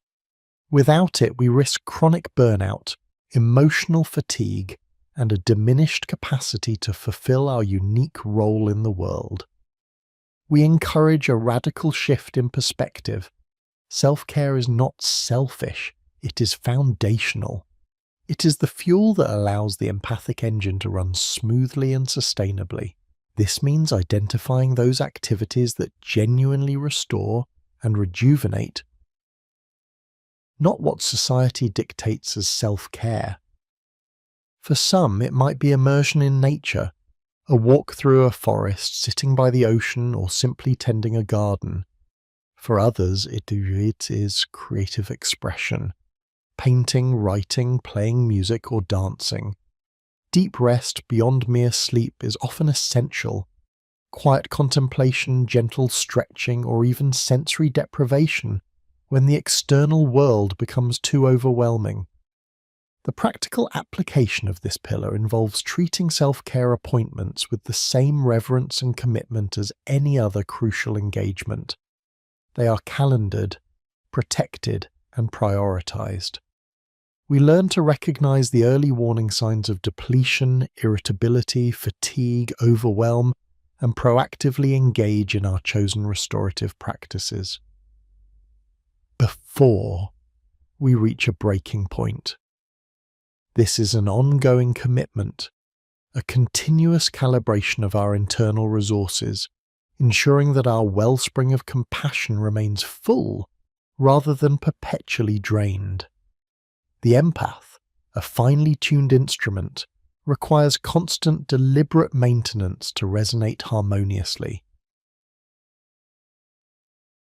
The spiritual pillars in practice: transcendent empathy.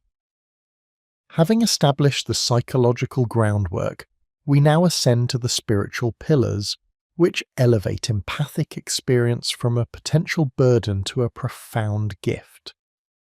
Cultivating witness consciousness, practicing metta, loving kindness, and connecting to the deeper self provide the framework for anchoring ourselves in a broader, more expansive reality, transforming passive absorption into active, conscious compassion. Cultivating witness consciousness, the sky observing the clouds. The spiritual journey of the empath often begins with the cultivation of witness consciousness. This is the practice of observing all phenomena, thoughts, emotions, sensations, external events, without identification. It is the realization that we are not our emotions, we are the spacious awareness that witnesses them. Imagine the sky.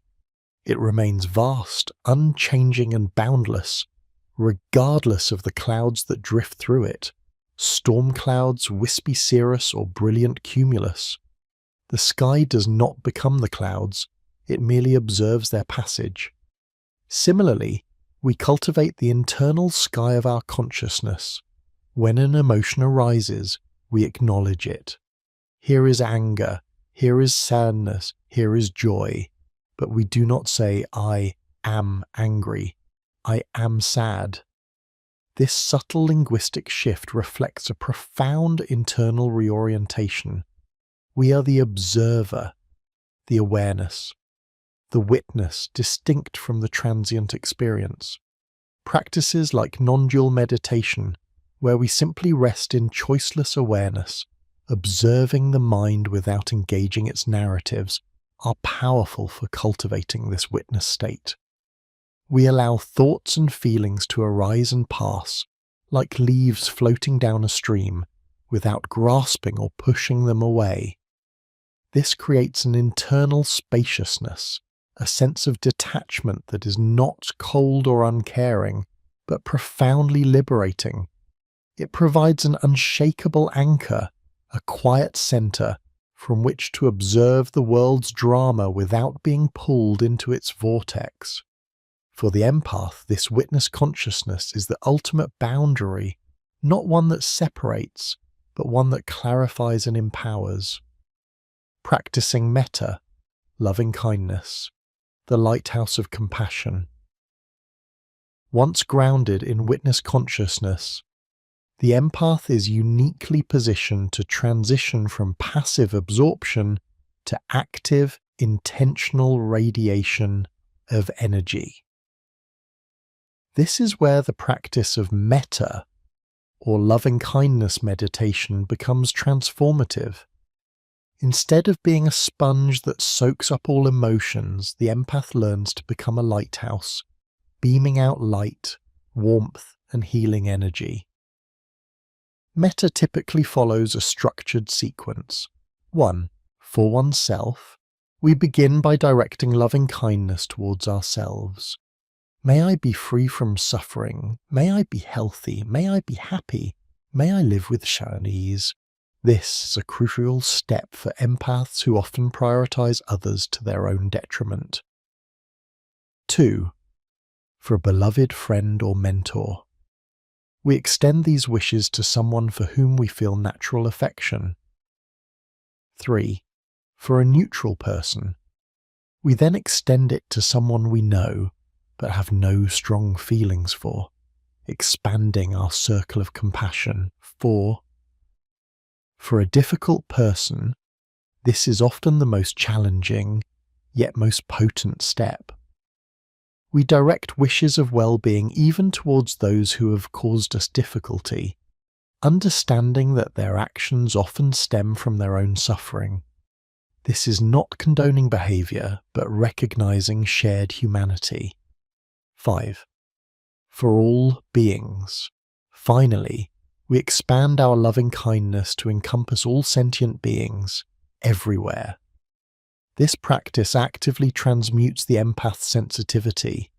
Instead of merely feeling the suffering of others and becoming overwhelmed, we consciously send healing and compassion.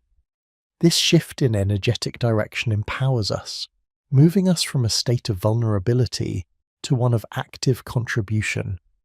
It reframes our porousness as a channel for divine love, allowing us to serve as conduits for healing energy rather than mere repositories of collective pain. Connecting to the deeper self, the unshakable root.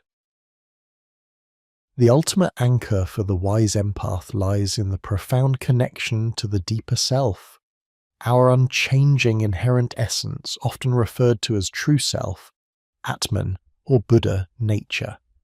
This is the core of our being, beyond the fluctuating ego, beyond the roles we play, beyond the emotions we experience. It is the wellspring of wisdom, unconditional love, and boundless peace. This connection is cultivated through deep self-inquiry. Who am I, beyond my thoughts, feelings, and body? What is the I that is witnessing all of this? Through sustained contemplation and periods of profound silence and solitude, we begin to peel back the layers of conditioned identity. We discover that our true nature is not fragile or easily overwhelmed, but vast, eternal, and interconnected with all of existence. For the empath, this realization is profoundly liberating. It provides an unshakable inner stability, a coherent sense of self that is not dependent on external validation or the emotional states of others. Our empathy then flows not from a place of personal vulnerability, but from this deep universal wellspring of interconnectedness. We understand that our capacity to feel others' experiences is a direct reflection of our own intrinsic unity with them. This anchors us in a profound sense of purpose and power, transforming our sensitivity into a conscious instrument of universal compassion, rooted in the unshakable truth of who we truly are. Like a majestic tree whose branches sway with the winds, but whose deep roots remain firm, the wise empath stands grounded in the deeper self, able to navigate the world's emotional storms with grace and unwavering strength. The integration of these psychological and spiritual methodologies is not a destination, but a continuous journey. It is a daily practice, a moment-by-moment commitment to conscious awareness and compassionate engagement. As we consistently apply these tools, we begin to witness a profound transformation. The once overwhelmed empath sheds the cloak of vulnerability, stepping into their rightful role as a powerful, discerning, and deeply wise agent of healing and connection in a world desperately in need of their unique gifts. The challenges inherent in profound sensitivity become the very catalysts for profound spiritual growth, paving the way for a new paradigm of human connection. We have, in our preceding explorations, meticulously laid the groundwork for understanding the empathic experience, dissecting its psychological roots and illuminating its profound spiritual implications. We have charted the treacherous waters where the empath often finds themselves adrift, overwhelmed by the ceaseless currents of collective emotion, and we have begun to sketch the contours of a more navigable path. Now, as we embark upon Chapter 8, we turn our attention to the crucial process of integration, the sacred alchemy that transforms raw, unmanaged sensitivity into a discerning, potent force for good.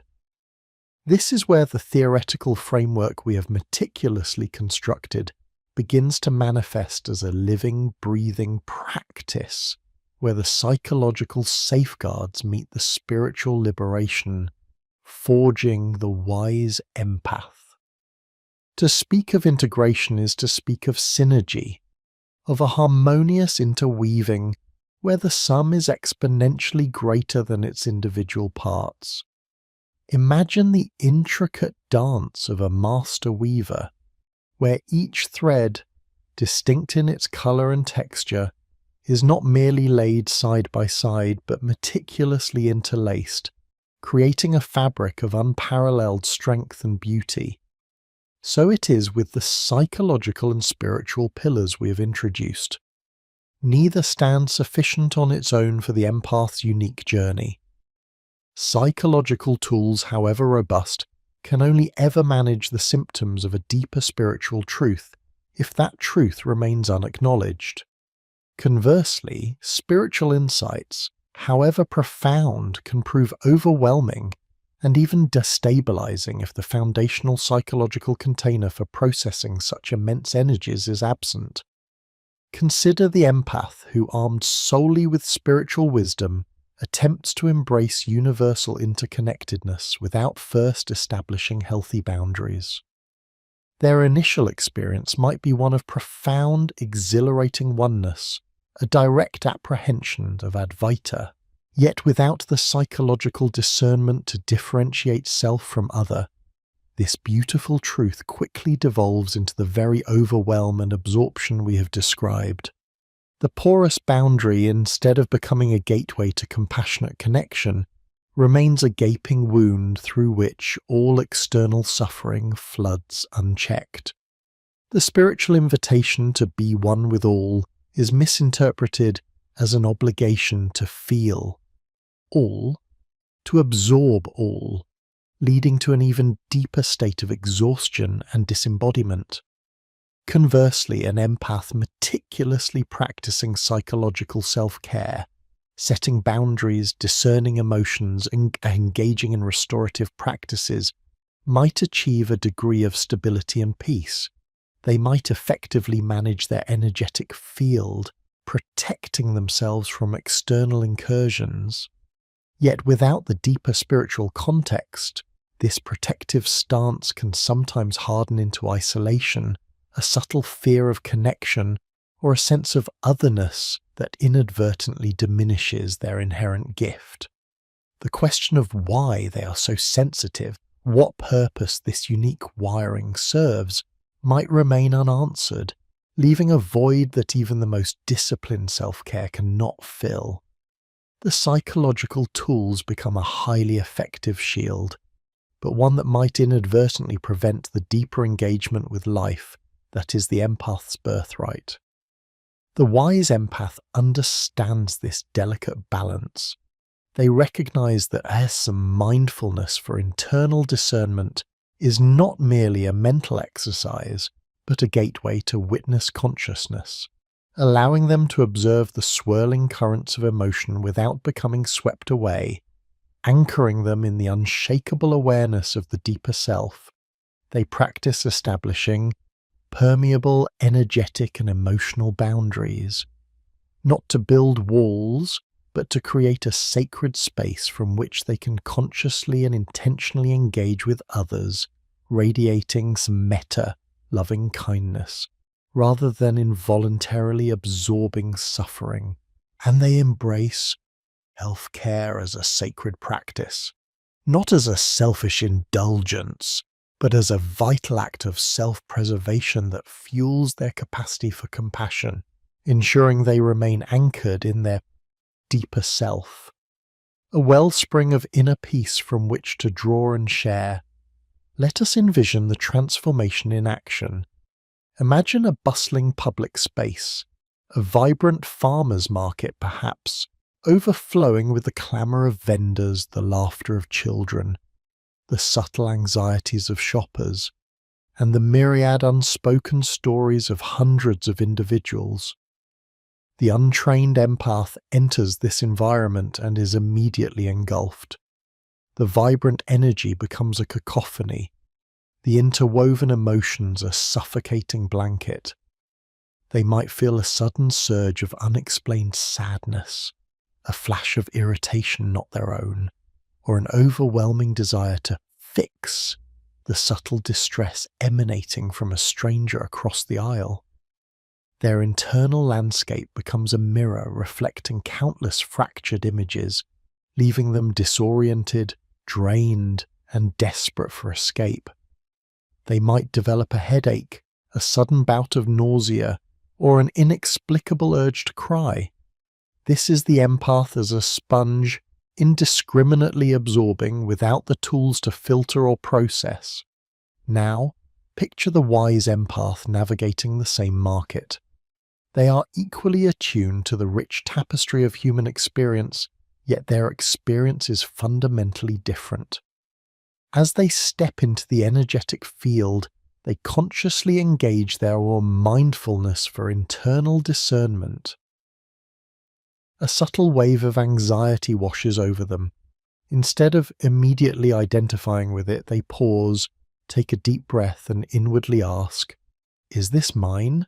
And through this simple yet profound inquiry, they observe the sensation, noticing its texture, its source. They recognize it not as an intrinsic part of their being, but as an external energetic signature, a ripple in the collective consciousness that has momentarily brushed against their awareness. They choose not to absorb it, not to make it their own. Simultaneously, they activate their permeable energetic and emotional boundaries. This isn't a rigid wall, but a conscious field of awareness, like a gentle protective aura.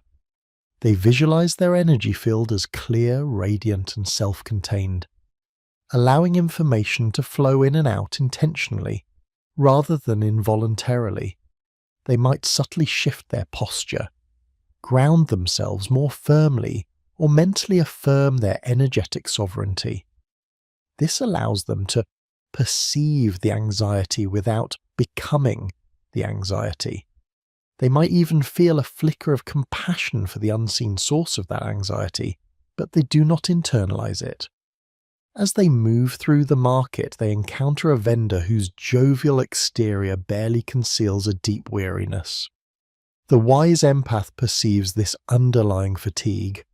Instead of feeling an automatic urge to take on the vendor's burden or offer unsolicited advice, they consciously choose to radiate metta, loving kindness. They send a silent, gentle wish for ease and well-being towards the vendor. Their interaction is grounded in genuine warmth, but it is also contained.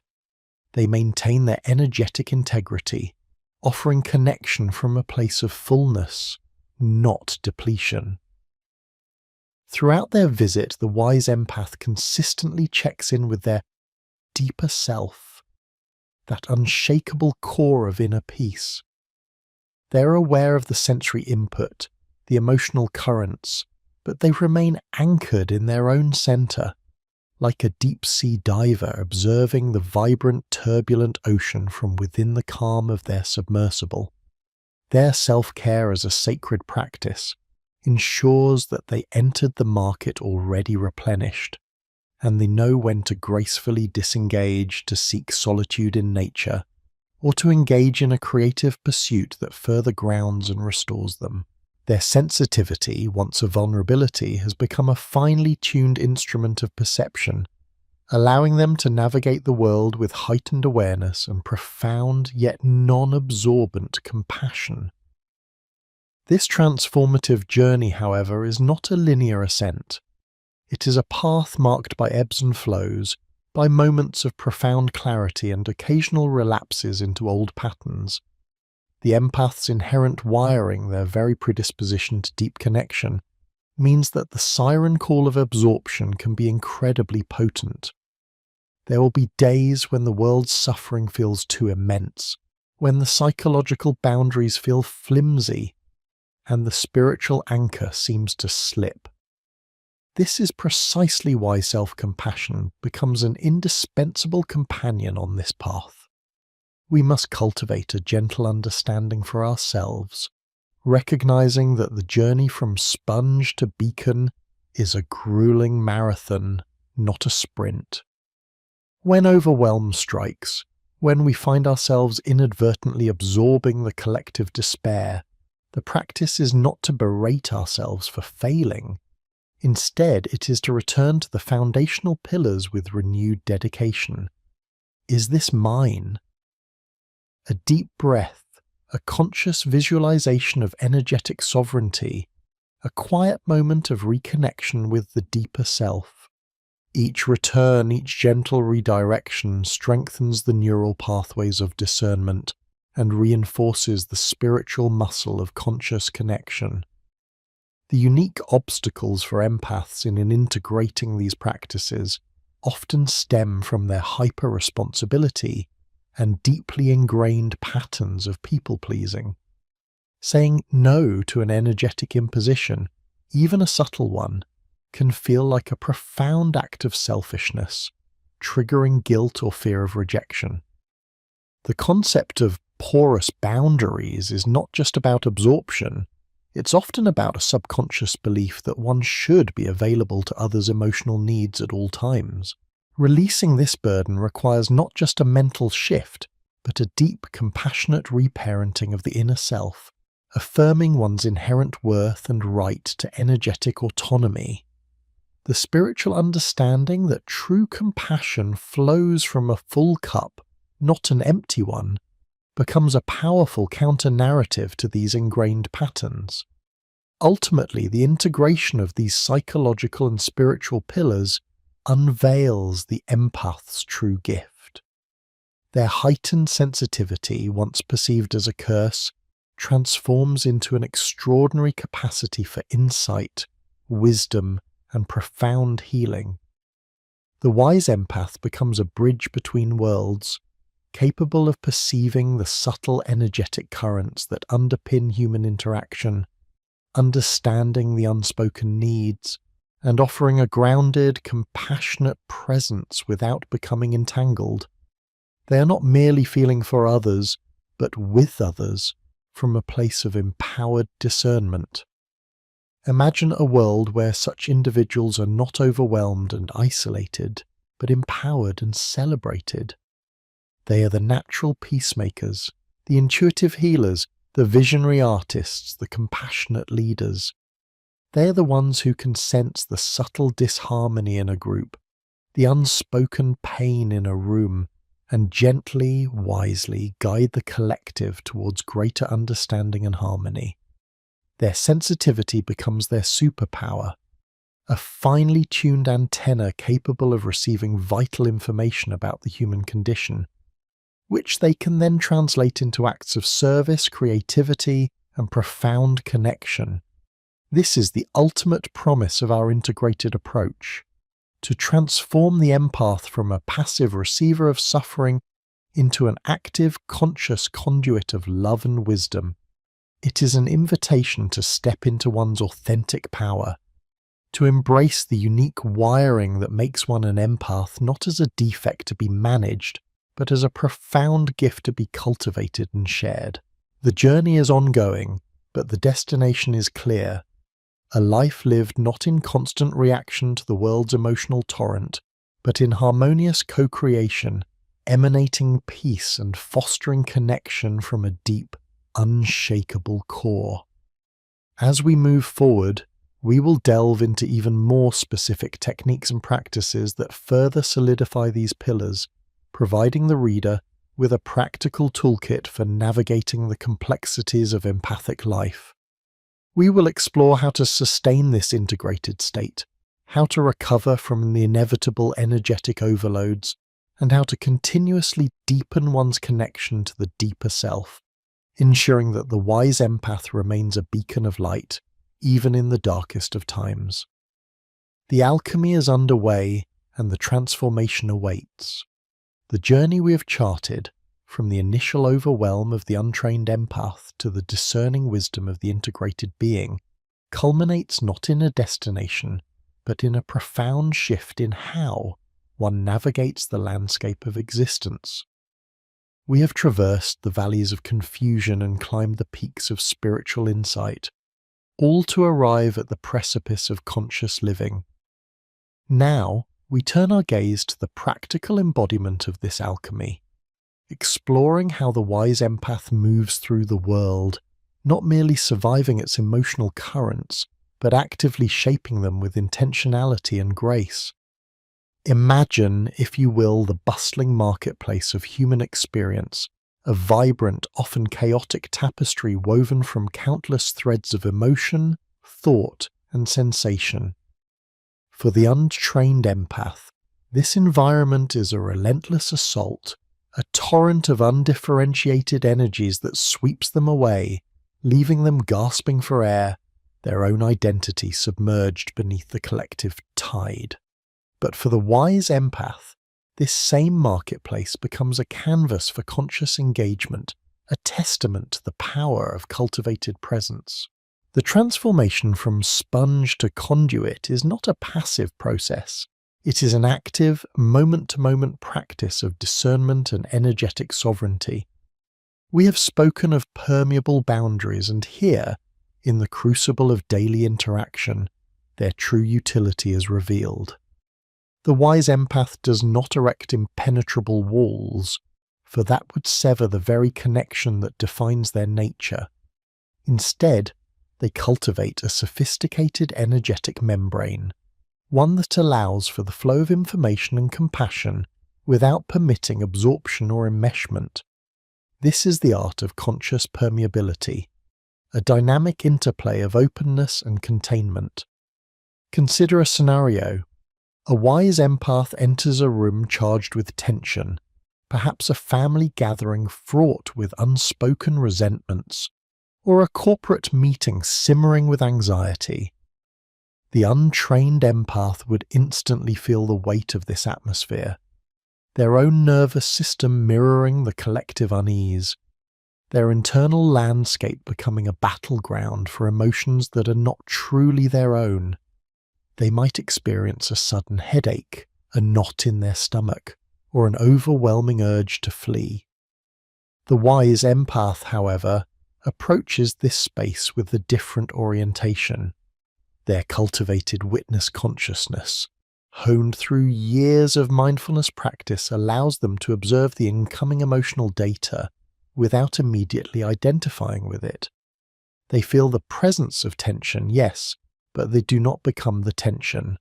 This subtle yet profound distinction is the cornerstone of their mastery. Instead of absorbing, they perceive. Instead of merging, they discern. Their permeable boundaries act as a sophisticated filter.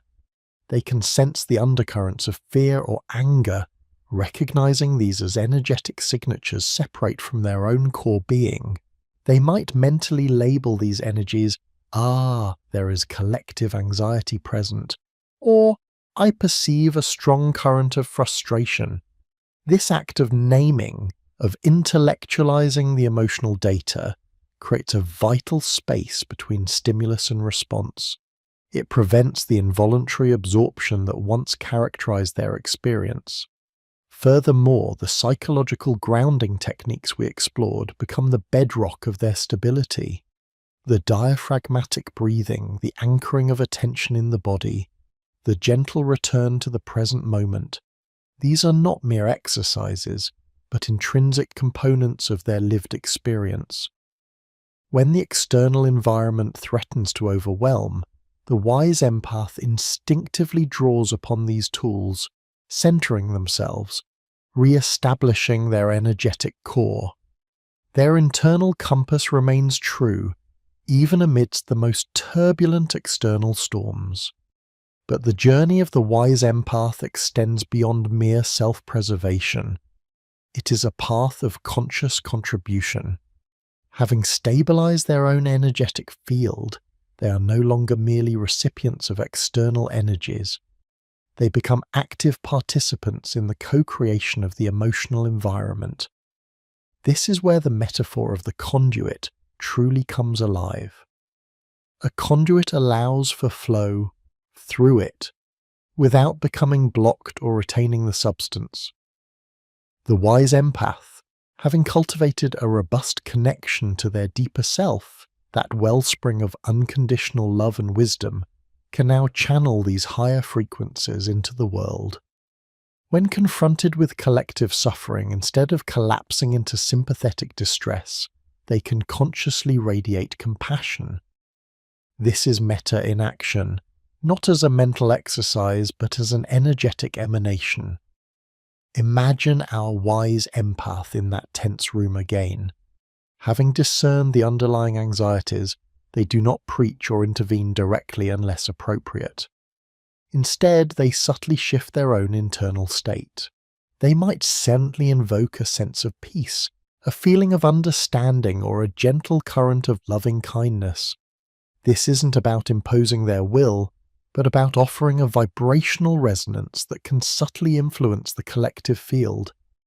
Just as a single harmonious note can subtly alter a discordant chord, the anchored presence of a wise empath can introduce a calming, unifying element into a chaotic space. This capacity for conscious emanation is a powerful testament to the integration of psychological and spiritual practices. The psychological tools provide the container, the stable vessel that can withstand the pressures of the external world. The spiritual practices fill that vessel with the potent elixir of unconditional love and wisdom, allowing it to overflow and nourish the collective. Without the psychological grounding, the spiritual aspirations might remain ephemeral, easily shattered by the harsh realities of human interaction. Without the spiritual elevation, the psychological tools might lead only to a form of armored isolation, rather than compassionate engagement. The wise empath understands that their sensitivity, once a perceived curse, is in fact a highly refined instrument for perception and connection. It is the antenna that allows them to tune into the subtle frequencies of existence, not just to suffer from them, but to interpret them, to understand their origins, and ultimately to offer a healing response. Their heightened affective empathy, once a source of emotional overload, transforms into a profound capacity for intersubjective understanding, a deep intuitive knowing of the other's experience, without losing the self. This understanding enables the wise empath to engage in difficult conversations with greater clarity and less personal reactivity. When faced with anger or accusation, they can perceive the underlying fear or pain that often fuels such expressions. This discernment allows them to respond not from a place of defensiveness, but from a deeper well of compassion and wisdom. They can hold space for intense emotions, both their own and another's, without being consumed by them.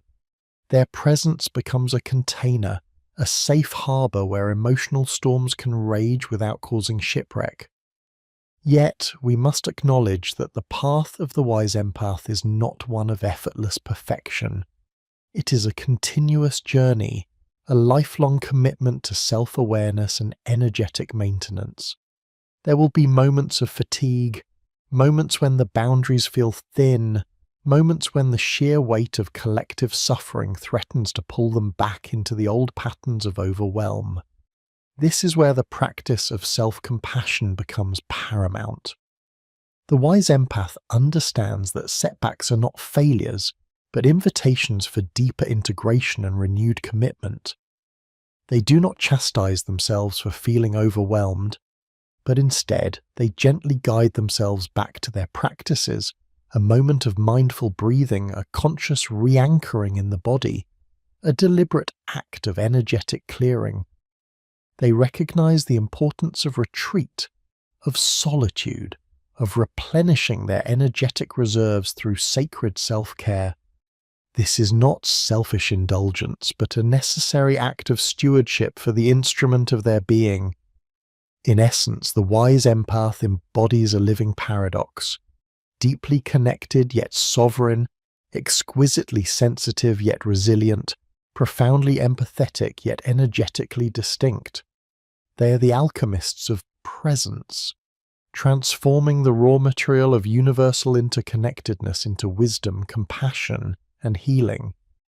Their journey illustrates that true strength lies not in imperviousness, but in the conscious cultivation of a sensitivity that can both perceive the world's pain and radiate its potential for healing. We have begun to paint a portrait of the wise empath, a being who has learned to dance with the currents of existence rather than being swept away by them. This dance is fluid, ever-evolving, and deeply personal. It is a testament to the profound potential within each empath to transform their inherent nature from a vulnerability into their greatest gift, becoming a beacon of conscious presence in a world yearning for connection and understanding. Their very existence offers a glimpse into a future where sensitivity is revered as a pathway to deeper wisdom, and where the lines between self and other, psychology and spirituality, dissolve into a harmonious tapestry of integrated being. This is the profound promise of the empath's journey, not merely to survive but to thrive, and in doing so to illuminate the path for others.